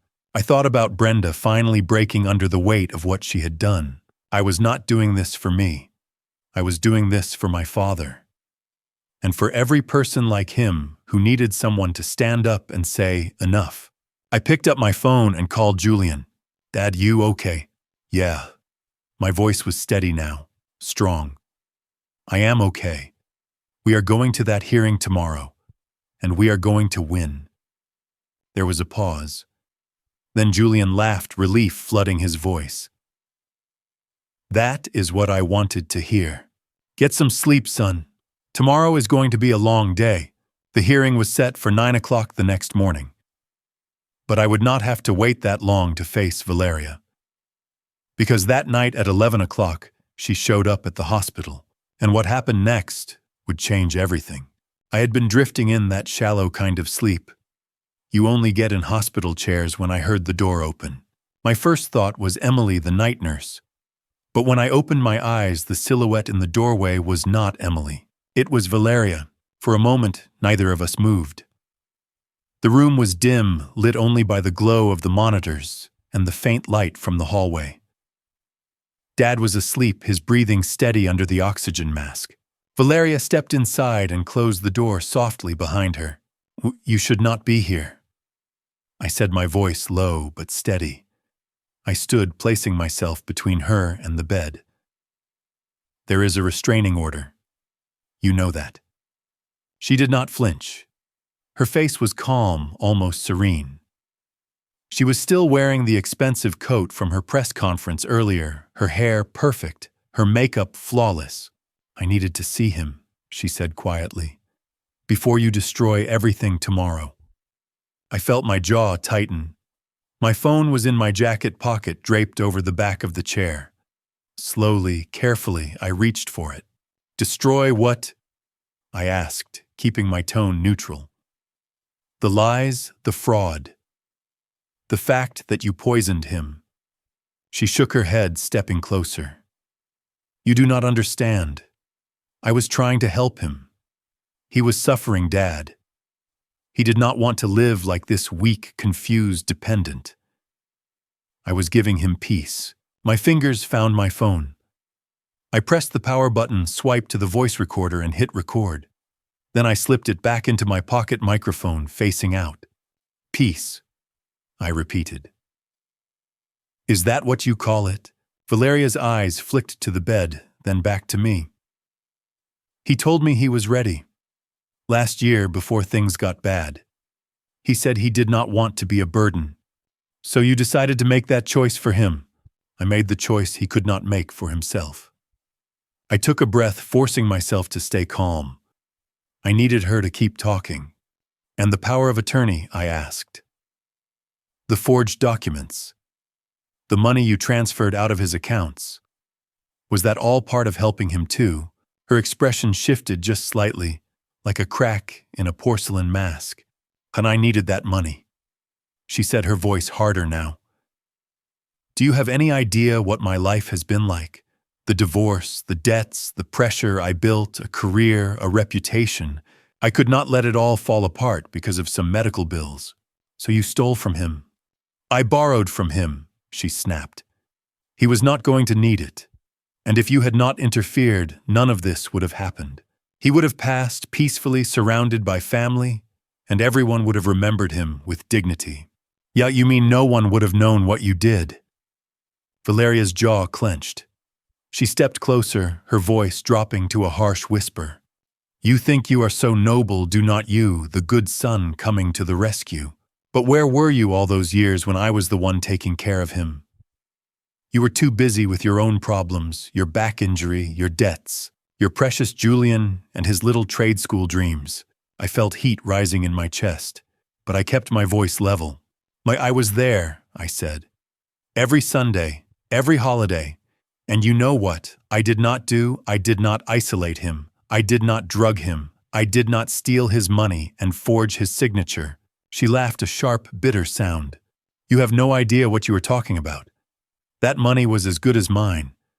He was going to leave it to me. I just moved up the timeline. You moved up the timeline, I repeated slowly. You mean you tried to kill him faster? Valeria's eyes went cold. I gave him what he needed. The medications, the care. It was not supposed to take this long. If that idiot Brenda had just followed instructions, you paid Brenda $2,000 a week to poison him. I paid her to care for him, to make sure he was comfortable, to make sure he did not suffer. He was suffering because of you. She took another step forward, her voice rising. I had a plan, a good plan. He was going to pass quietly in his sleep and no one would have questioned it. But you had to go digging, and now you are going to ruin everything, my career, my reputation, my life over something that was already done. So it was not done, I said. He is still alive. For now. The words hung in the air like poison. I stared at her, my heart pounding. What did you just say? Valeria blinked, as if realizing she had gone too far. But the mask was off now. There was no taking it back. A sound came from the bed, a soft, choked gasp. We both turned. Dad's eyes were open. He was staring at Valeria, his face pale, his breathing quick and shallow. The monitor beeped faster. No, he whispered, his voice hoarse. Not her. Please, not her. Valeria took a step toward him. I moved faster, putting myself between them again. Get out. My hand was already on the call button, pressing it hard.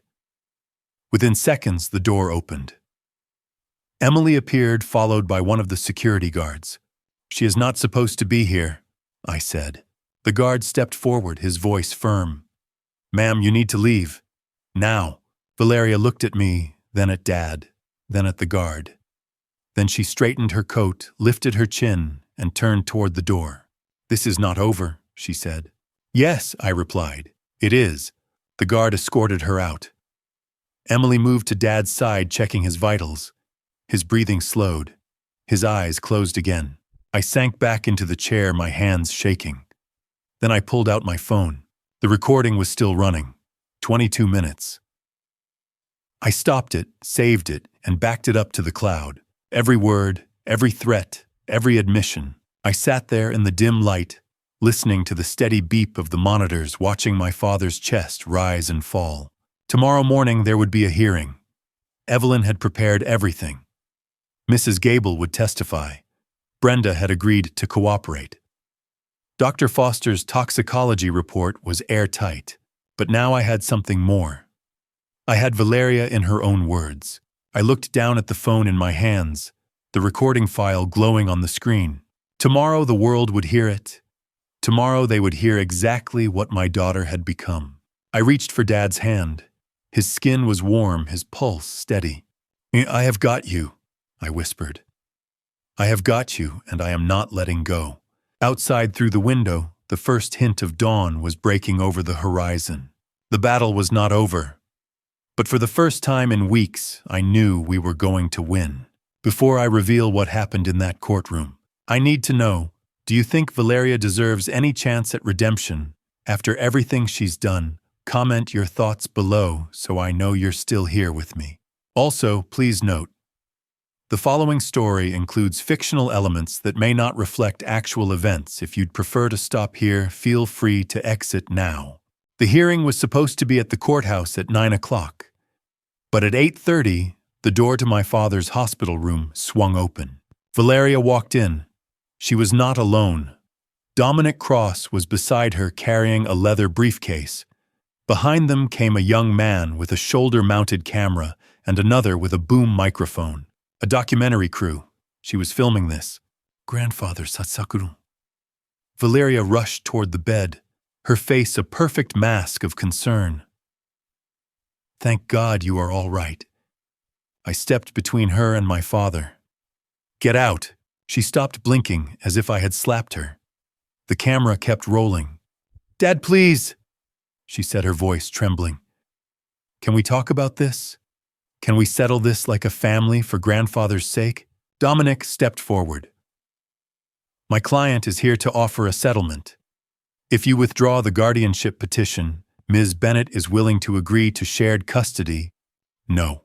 Valeria's eyes flicked from me to Julian to Evelyn, who stood near the window with her phone pressed to her ear.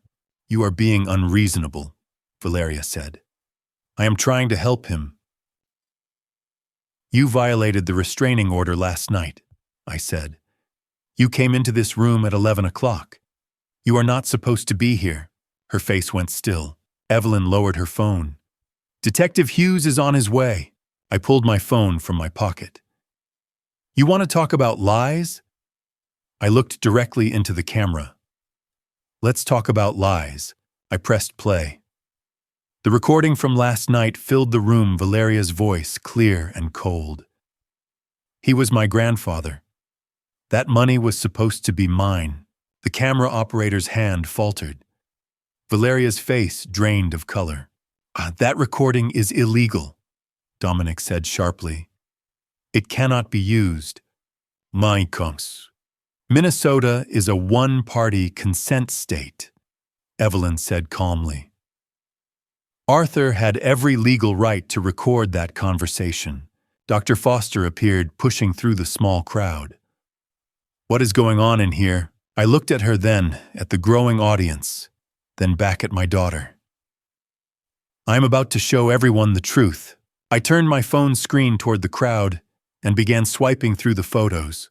The room as I had found it on Dad's birthday, dark, filthy, the overturned tray, the empty pill bottles, the bruises on his arms. "You're my daughter," I said, my voice steady, "systematically poisoned my father for months. She isolated him, she drugged him, she stole from him, and I have proof of all of it." Dr. Foster stepped closer. The toxicology report confirmed sedative levels 9 times the normal therapeutic range. I filed reports with both Adult Protective Services and local law enforcement. I pressed play on a second recording, one of the files from the USB drive Dad had hidden in the safe. Valeria's voice again, and another man's, Dr. Sterling. "If anyone asks, you will say it is for anxiety and sleep issues." standard geriatric care. And the diagnosis? Dementia, progressive cognitive decline. No one questions that in an 81-year-old. And then I saw him. Dr. Sterling. He was in the hallway just outside the door, his face pale and drawn. He had just heard his own voice played back for a room full of witnesses. He pushed through the crowd. "I need to make a statement." Dominic turned sharply.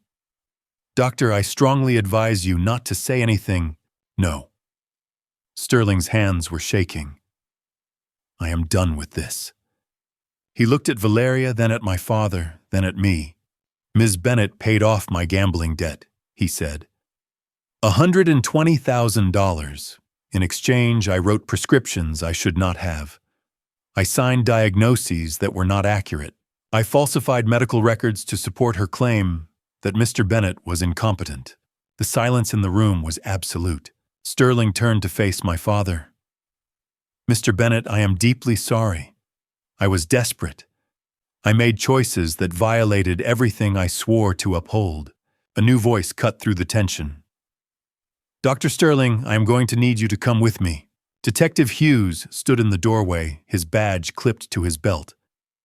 Behind him were two uniformed officers. As the detective led Sterling away, I pulled up the financial records Julian had compiled. $52,000 transferred out of my father's savings account. A forged power of attorney, notarized by someone whose license was revoked 3 years ago. Evelyn stepped forward. "We have testimony from Mrs. Gable, who witnessed the neglect. We have testimony from Brenda Cole. We have medical records, financial records, and recorded confessions." I looked at Valeria. "You did not just steal from him. You tried to erase him. You wanted him gone so you could take everything he had worked his whole life to build." From the bed came a voice I had not expected to hear. "Valeria." My father's voice was weak, hoarse, but clear enough to carry through the silent room. Emily moved quickly to his side, helping him sit up slightly. His eyes locked onto Valeria. "Grandfather," she whispered, tears streaming down her face. "You tried to kill me," he said. Valeria shook her head. "I was trying to help. You starved me." His voice was stronger now. "You locked me in that room. You took away my phone. On my 81st birthday, you told me I should be grateful I was still breathing. You said I had lived long enough." "I heard you," Dad said. "I remember, and I will never forgive you." Valeria's legs seemed to give out. She sank into the chair by the door, her hands covering her face. Detective Hughes stepped forward. "Ms. Bennett, I need you to come to the station for further questioning." 2 officers moved to either side of Valeria and helped her to her feet. As she passed, she looked back one last time. Not at my father. At me. "I hope you are happy," she said, her voice raw. I said nothing, and she was gone. The room emptied slowly. I walked to my father's bedside and took his hand. "No, it is over, Dad," I said quietly. "It is finally over." His fingers tightened around mine. "Thank you, son. Thank you for not giving up." Outside, through the window, I could see the media vans pulling into the parking lot. Reporters were already setting up, but right now in this moment my father was safe. And that was enough. They say justice moves slowly. They're right. But once it starts moving, nothing can stop it. Over the following week, I learned more about the legal system than I'd ever wanted to know. There were meetings with prosecutors, interviews with investigators, affidavits to sign, depositions to give. Evelyn guided me through it all with the patience of someone who'd done this 1,000 times before. 3 days after Valeria was escorted out of the hospital, I sat across a conference table from Detective Hughes and Assistant District Attorney Jennifer Walsh. She was 42, sharp-eyed, and carried herself with the quiet confidence of someone who knew exactly how strong her case was. "Mr. Bennett," she said, spreading documents across the table. "I've reviewed all the evidence, the toxicology report, the recordings, the witness statements from Mrs. Gable, Dr. Foster, and Ms. Cole the financial records, the forged power of attorney. Based on this evidence, we're filing multiple criminal charges against your daughter. I felt Julian shift beside me. He'd insisted on coming to this meeting, and I was grateful for it. My hands were shaking too much to take notes. Walsh continued, her voice steady and professional. Elder abuse in the first degree, a felony. Financial exploitation of a vulnerable adult involving the $52,000 taken from your father's accounts and the forged land sale contract. Forgery related to the falsified power of attorney, and reckless endangerment given that the poisoning led directly to your father's hospitalization. She met my eyes. If she's convicted on all counts, she's looking at a minimum of 7 to 12 years in prison, possibly more depending on sentencing guidelines, and whether the judge considers this a crime of particular cruelty. I swallowed hard. Will she actually go to prison? Or will there be some kind of plea deal? Walsh's expression didn't change. Mr. Bennett, I've been a prosecutor for 16 years. I've seen cases with half this much evidence fall apart because witnesses recant or juries sympathize with the defendant. But this is airtight. And with the amount of media attention this case has received, the public is watching. The DA's office isn't going to offer a sweetheart deal. Your daughter is going to prison. The words settled over me like a heavy blanket, relief and grief tangled together in a way I couldn't untangle. Detective Hughes spoke up. We're also investigating Dominic Cross for conspiracy and potential witness tampering. And Dr. Sterling's already been arraigned on charges of medical fraud and accepting bribes. He's cooperating with us now, which will help build the case against your daughter. The emergency guardianship hearing was held 2 days later. Reporters lined the hallway outside, cameras flashing as Evelyn and I made our way through. Valeria and Dominic were already inside, seated at the defendant's table. She looked different, smaller somehow. Her expensive suit was wrinkled, her makeup less perfect than usual. She didn't look at me when I entered. Judge Margaret Whitmore took the bench, a woman in her early 60s with steel gray hair and an expression that suggested she'd heard every excuse in the book and believed none of them. And this is a hearing to determine temporary guardianship of Elias Bennett. She said, her voice crisp. Mr.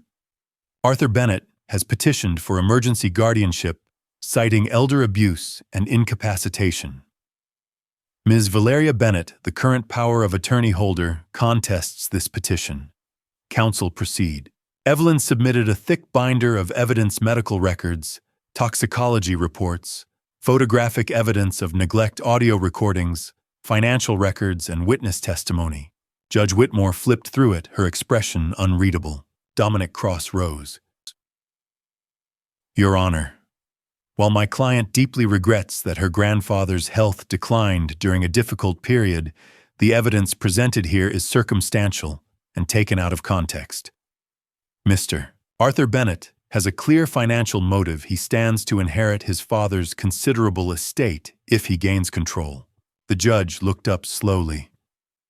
Counsel, your client's grandfather had sedative levels in his bloodstream that, according to the medical experts, should have rendered him comatose or worse.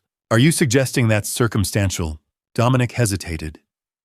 The medications were prescribed by a licensed physician who is now facing criminal charges for fraud and has confessed to falsifying records at your client's behest.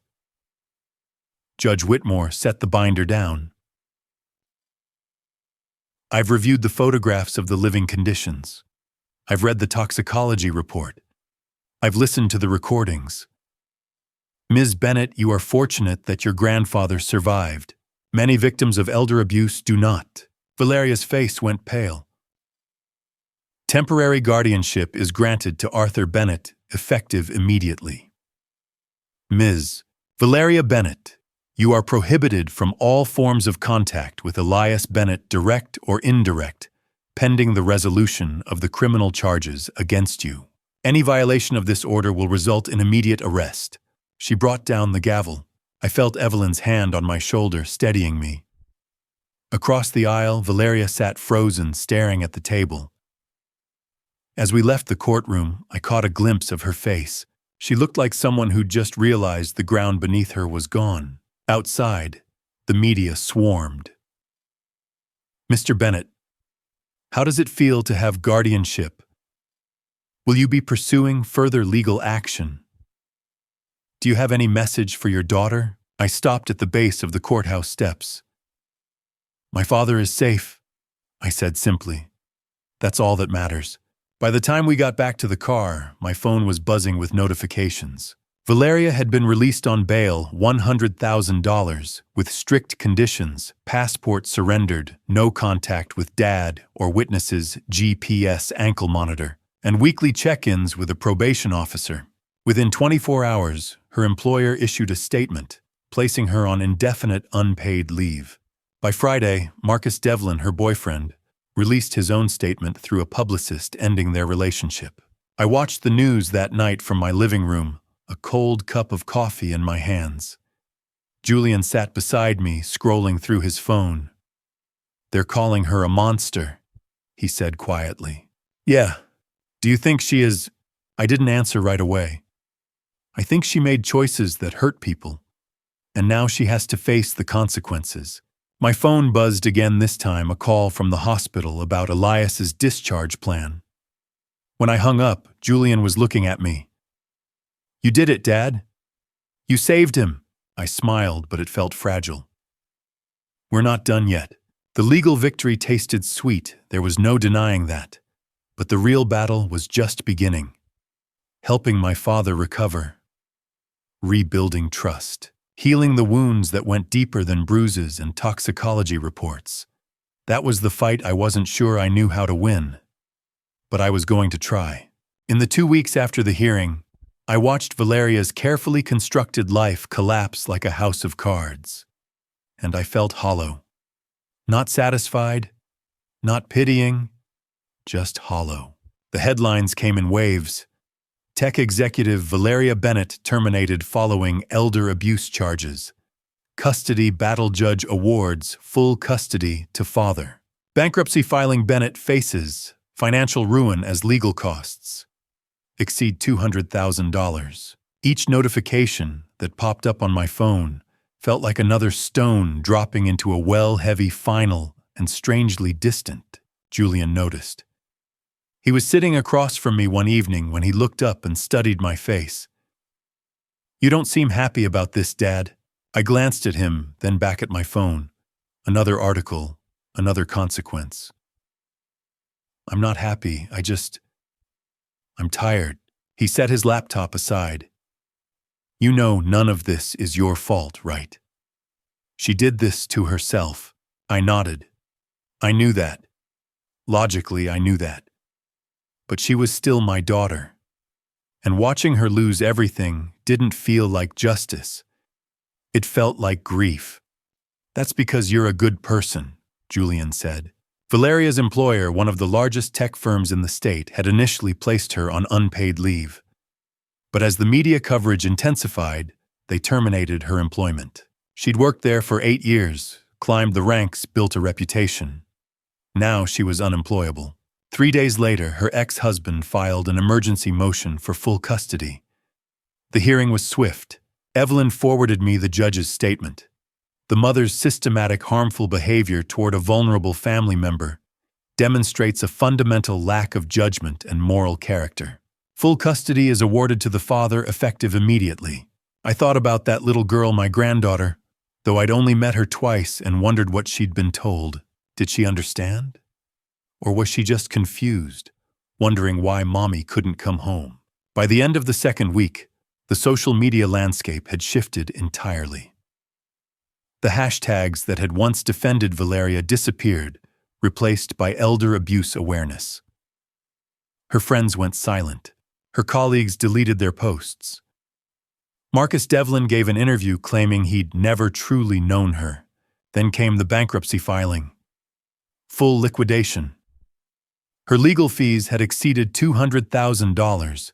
Her assets were frozen. Her credit cards maxed out. Her mortgage in default. Everything she'd worked for, everything she'd stolen to protect, was gone. I stared at the bankruptcy notice on my screen, and felt nothing. The accomplices fell next one by one. Dr. Sterling's medical license was suspended, and he agreed to testify for the prosecution in exchange for a reduced sentence. 2 days later, his wife filed for divorce. Dominic Cross faced disbarment after the state bar found he'd knowingly used a disbarred notary and helped Valeria cover it up. Brenda Cole took a plea deal to testify against Valeria, receive a suspended sentence, and be permanently barred from working in healthcare. Every single person who'd helped Valeria hurt my father was facing consequences, and I felt nothing. Not satisfaction, not vindication, just tired. The call from Naomi came on a Saturday morning. I almost didn't answer. "Dad." Her voice was thick with tears. "Dad, please, I need to talk to you." I closed my eyes. "What do you want, Naomi?" I didn't know. I swear to God, I didn't know what Valeria was doing. I thought grandfather was just declining. I didn't know about the drugs, the money, any of it. "You were there on his birthday. You heard what she said to him.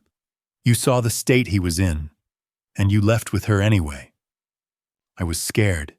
"She said you were trying to steal his money. I didn't know who to believe." "So you believed her? She's my sister, and he's my father." I felt something crack open inside me. "He's my father, and you watched him suffer, and you said nothing." Silence on the other end of the line. "Can I see him?" she whispered. "Please, I just want to tell him I'm sorry." I thought about my father, frail, recovering, finally safe, and the fear in his eyes when Valeria had walked into his hospital room. "No. He's not ready to see you. Maybe he never will be. You made your choice, Naomi. Now you have to live with it." I hung up before she could respond. Julian found me an hour later. He didn't ask what happened. He just sat down beside me and waited. "We need to move grandfather to the cottage," I said finally. "He's stable enough now. Dr. Foster cleared him for discharge." The cottage sat at the edge of the woods, about 20 minutes from town, overlooking a small lake. It had belonged to my parents for years. Dad hadn't been there since Mom died, but it felt right. We'd arranged for a hospital bed, a wheelchair, oxygen equipment. A visiting nurse would come 3 times a week. Physical therapy twice a week. It wasn't a nursing home. It wasn't a hospital. It was home. Julian and I helped him out of the car and into the wheelchair. We wheeled him up the ramp and into the living room. Sunlight streamed through the windows. The lake glittered beyond the trees. Birds sang. Dad looked around slowly, his eyes taking it all in.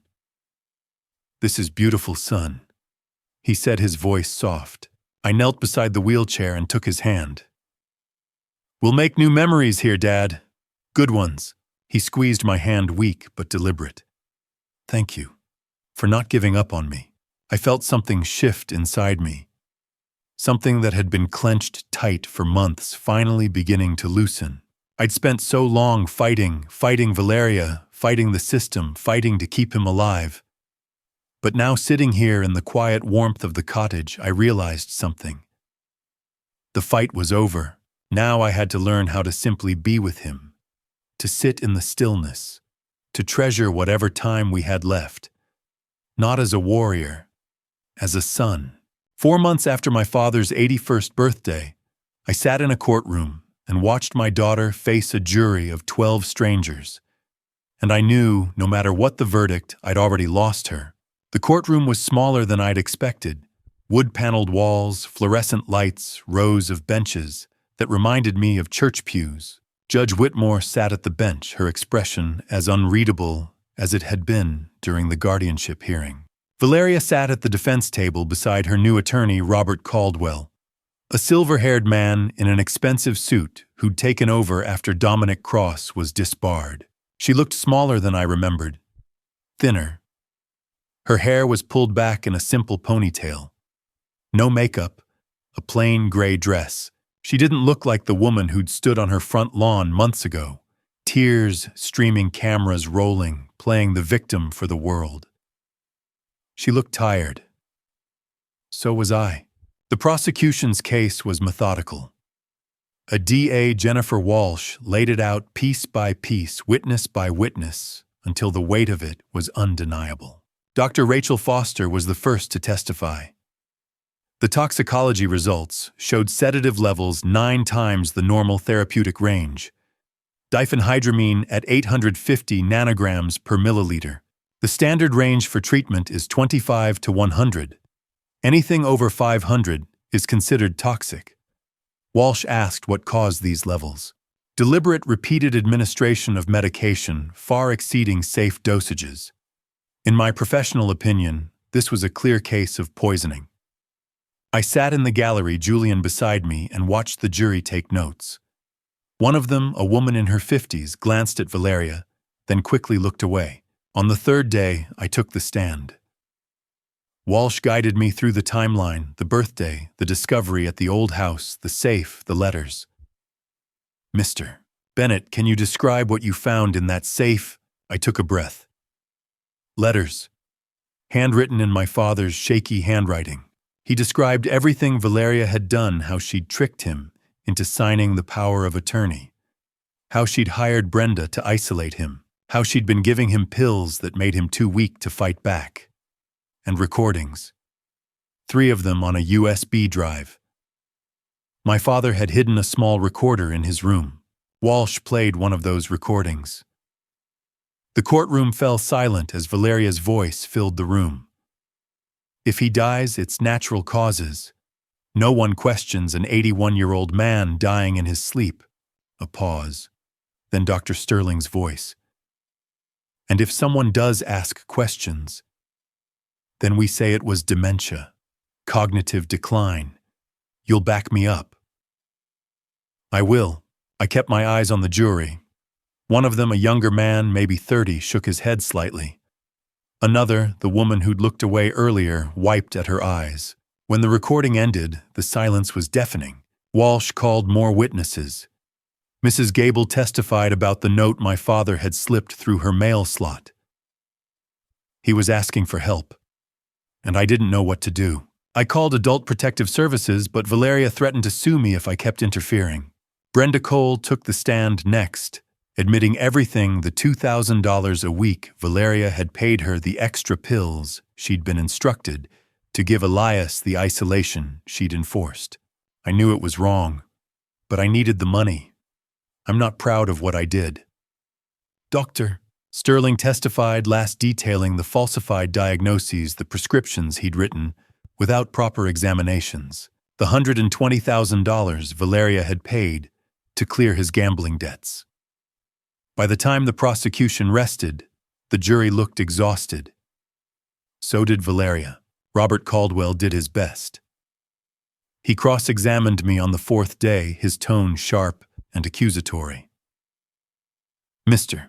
Bennett, isn't it true that you were in significant financial debt at the time you filed for guardianship, over $30,000, correct? I confirmed it. And your father's estate is valued at approximately $1.6 million. Isn't it true that you had a financial motive to gain control of your father's estate? I took a breath, keeping my voice steady. If I wanted money, I would have waited for him to die and inherited everything. Instead, I spent thousands of dollars in legal fees, money I didn't have to save him. I sold my truck to pay for my son's education. I worked overtime shifts even though my back was killing me. If this was about money, I made every wrong choice possible. Caldwell stared at me for a moment, then turned away. No further questions. He couldn't overcome the toxicology report. He couldn't explain away the recordings. All he had were insinuations, and they weren't enough. The final piece of evidence came on Friday afternoon. My father was too weak to appear in court, so we'd arranged for a video deposition recorded at the cottage 2 weeks earlier. The courtroom lights dimmed. A large screen was wheeled in, and there he was. Dad sat in his wheelchair, the lake visible through the window behind him. He looked frail, but his eyes were clear, focused. The camera operator asked him to state his name. Elias Bennett. He was asked to tell the court in his own words what happened. Dad took a breath. Valeria poisoned me. She gave me pills, so many pills that I couldn't think straight. Couldn't fight back. She locked me in a room and told me I was worthless because I was old. He paused, his hands gripping the armrests of the wheelchair. On my 81st birthday, she told me I should be grateful I was still breathing, that I'd lived long enough. His voice cracked. I was her grandfather. I loved her. I helped raise her, and she tried to kill me. For money. The camera stayed on his face. I will never forgive her, he said quietly. The screen went dark. No one in the courtroom moved. I looked at Valeria.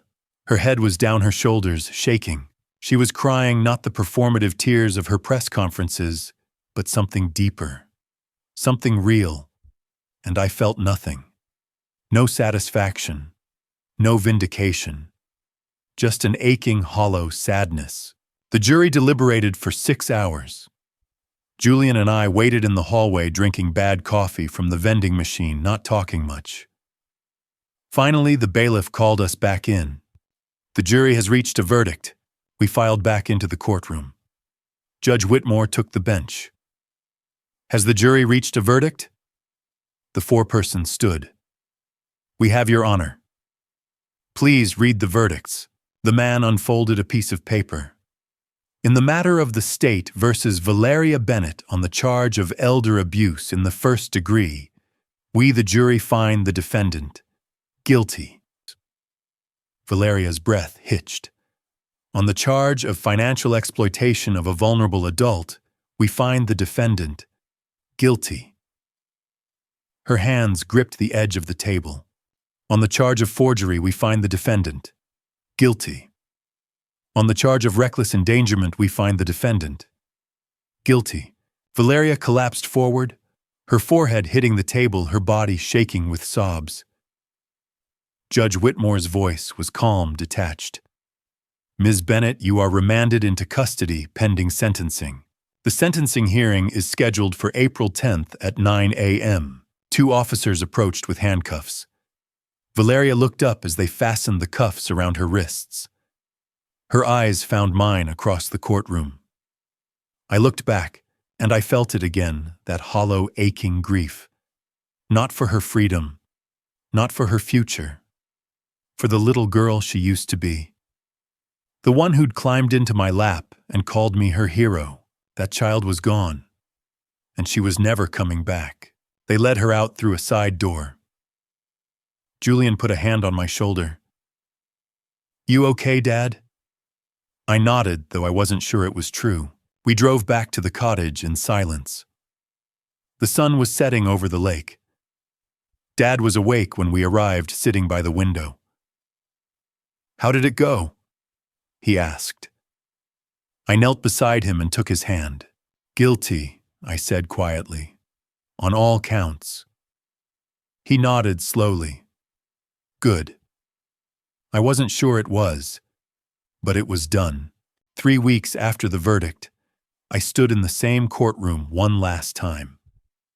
Not just to watch my daughter be sentenced, but to complete the one thing that truly mattered: my father's future. Judge Whitmore took the bench at 9 o'clock sharp. The courtroom was quieter this time.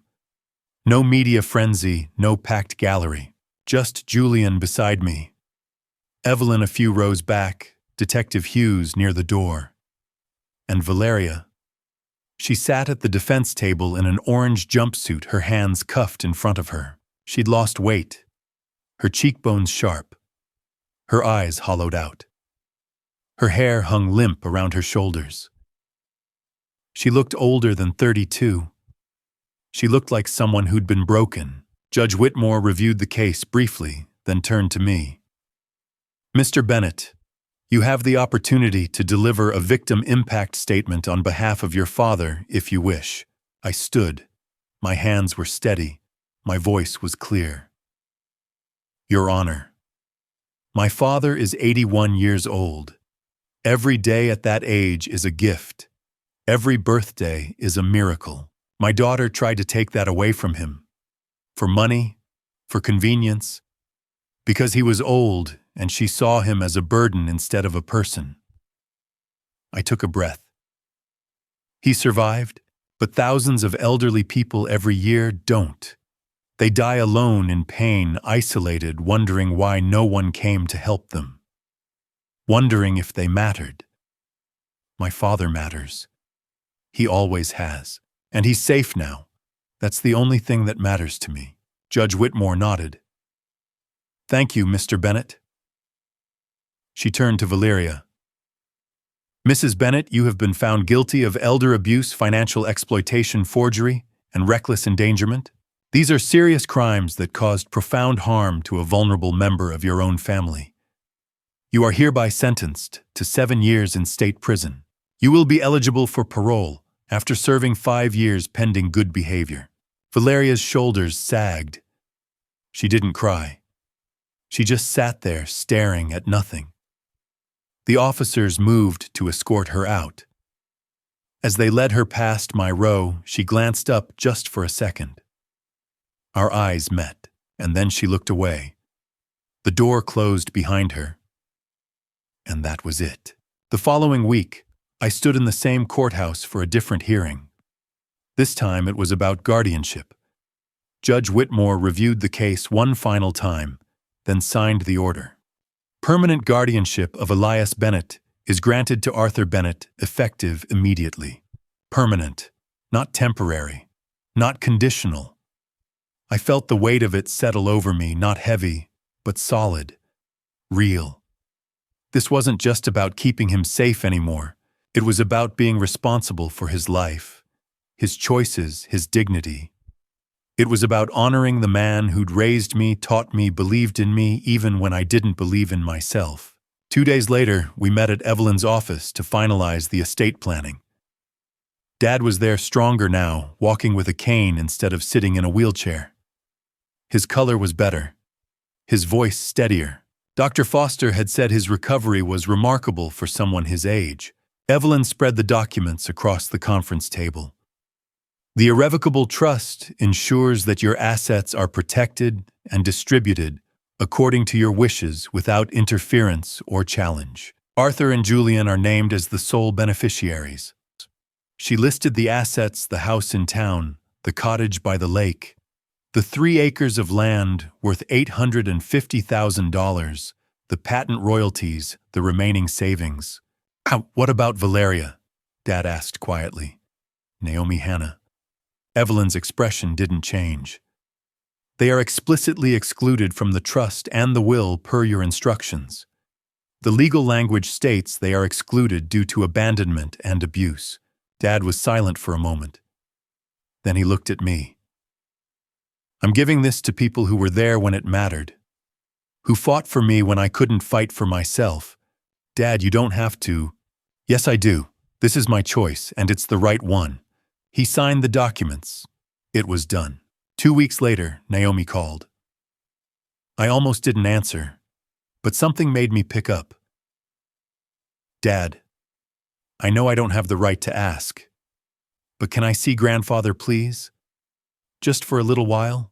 I hesitated. Then I walked into the living room where Dad was reading by the window. It's Naomi. She wants to visit. Dad looked up, his expression unreadable. Then he nodded. 1 hour. She arrived on a Saturday afternoon, her hands shaking as she knocked on the door. I let her in without a word. Dad was sitting in his armchair, the lake visible through the window behind him. Naomi stopped a few feet from the chair. Then she sank to her knees. Grandfather, I'm so sorry. I should have seen what was happening. I should have stopped her. I was a coward. Dad didn't speak. I know I can't undo what happened, but I want to try to make it right, if you'll let me. For a long moment, Dad just looked at her. Then he spoke, his voice gentle but firm. You were there, Naomi. You saw me suffering. And you did nothing. I can forgive you, but you have to prove it with actions, not just words. Show up. Be present. Not just today, but from now on. Naomi wiped her eyes. I will, I promise. We'll see, Dad said quietly. After an hour, I walked her to her car. Thank you for letting me see him. I didn't smile. Don't thank me. Prove him right. She nodded and drove away.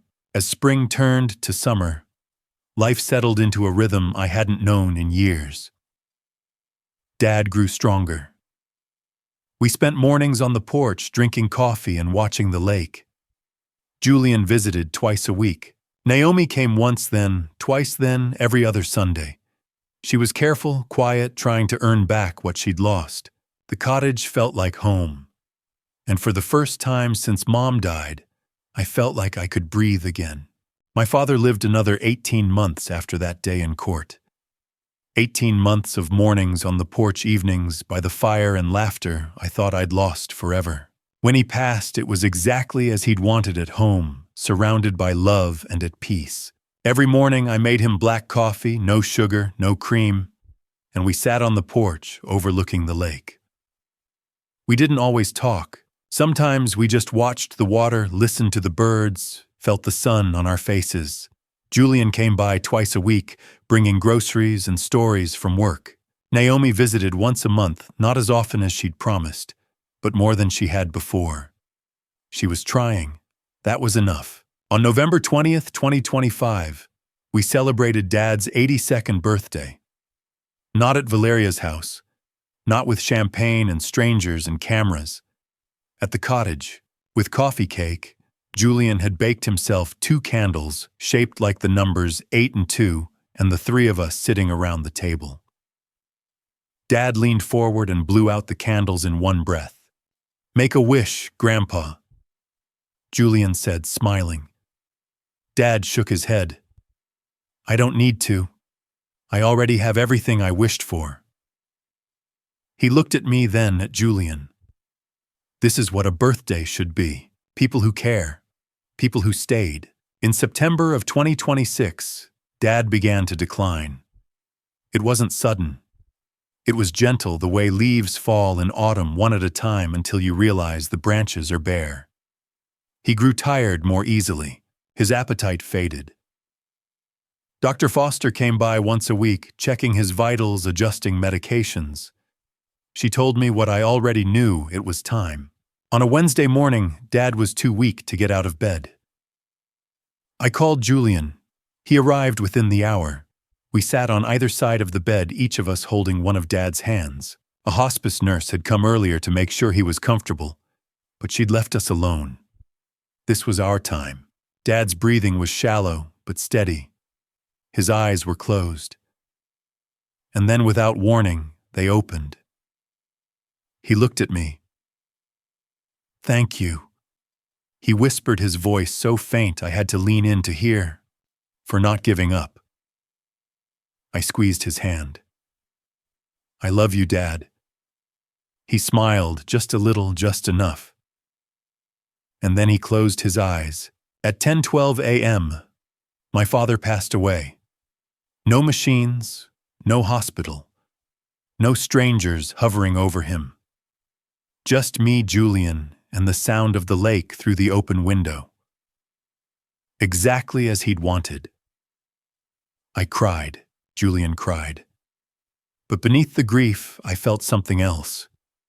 Peace. Because I'd done everything I could. I'd fought for him when no one else would. I'd given him 18 more months of dignity, safety, and love, and he'd known it. That was enough. After the funeral, I used part of the inheritance to establish the Elias Bennett Foundation. Its mission was simple: to help elderly victims of financial exploitation and abuse, to provide legal aid, emergency housing, counseling, everything my father had needed and nearly didn't get. The foundation grew quickly.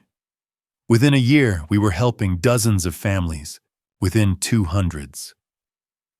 Every time I signed a check, reviewed a case, or met with a family in crisis, I thought of Dad, of the safe he'd hidden in the basement, of the letters he'd written in his shaky handwriting, hoping someone would find them. His suffering had a purpose now. His story was saving others. As for Valeria, she's still in prison.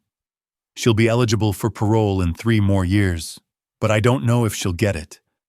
I don't follow her case. I don't visit. I don't write. Her daughter. My granddaughter doesn't visit her either. The girl lives with her father now, and from what I hear, she's doing well. Valeria lost everything. Her career, her freedom, her family, her reputation, and I feel nothing. Not satisfaction, not pity, just distance. She's a stranger to me now. I've moved on. I live at the cottage now. I grow tomatoes in the summer and chop firewood in the fall. I run the foundation part-time. I visit Dad's grave once a week, usually on Wednesday mornings. His headstone is simple, black granite. Just his name, his dates, and one line: time, love, presence. Everything else is noise. I stand there sometimes, hands in my pockets, and I think about everything that happened, everything I learned. And I realize there are 3 lessons I want to share. Time is the only currency that truly matters. You can earn money back.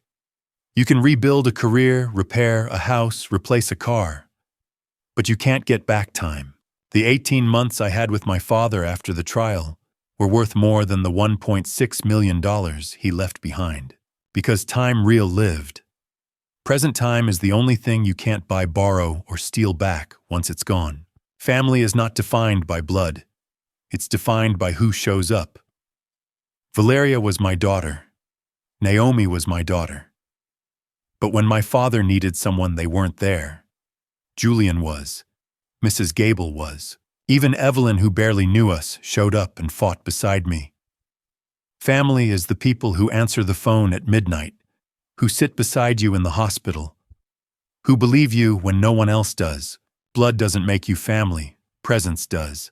If someone is waiting for you, go now. Not when you have more money. Not when you have more time.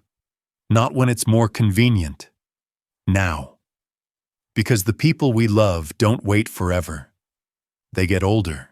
They get sicker. They fade. And one day the chance to show up will be gone. If you have an elderly parent, a grandparent, anyone who's waiting for a call, a visit, a sign that they matter, don't wait. Show up. Be the person who stays. Be the person who fights. Because one day you'll stand at a gravestone and ask yourself, did I do enough? And the only way to make sure the answer is yes is to start now. Don't wait until it's too late. Show up. Be present. That's all that matters. Looking back on this family betrayal, I realize forgiveness isn't about them. It's about freeing yourself. If you're facing family betrayal or hearing grandpa stories that break your heart, don't wait like I did. Don't convince yourself things will improve on their own. Grandpa stories like mine happen daily, and most don't end with justice. Here's what I learned. First time is a gift from God. He gave us these moments to love and protect each other. Don't waste them. Second, family betrayal doesn't define you. How you respond does. I could have let bitterness consume me. Instead, I chose to fight for what mattered. Third, show up. Be present. Be the person who answers the phone at midnight. In my personal view, the greatest inheritance isn't money. It's the example we leave behind. My father showed me how to endure. I hope his grandpa stories remind you to cherish people who won't be here forever. Don't wait. Go visit them. Call them before it's too late. If this moved, you leave a comment sharing your thoughts. Subscribe so you don't miss future stories, and share this with someone who needs to hear it. Thank you for staying until the end.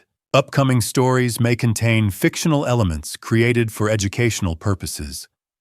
If you prefer different content, explore other videos on the channel.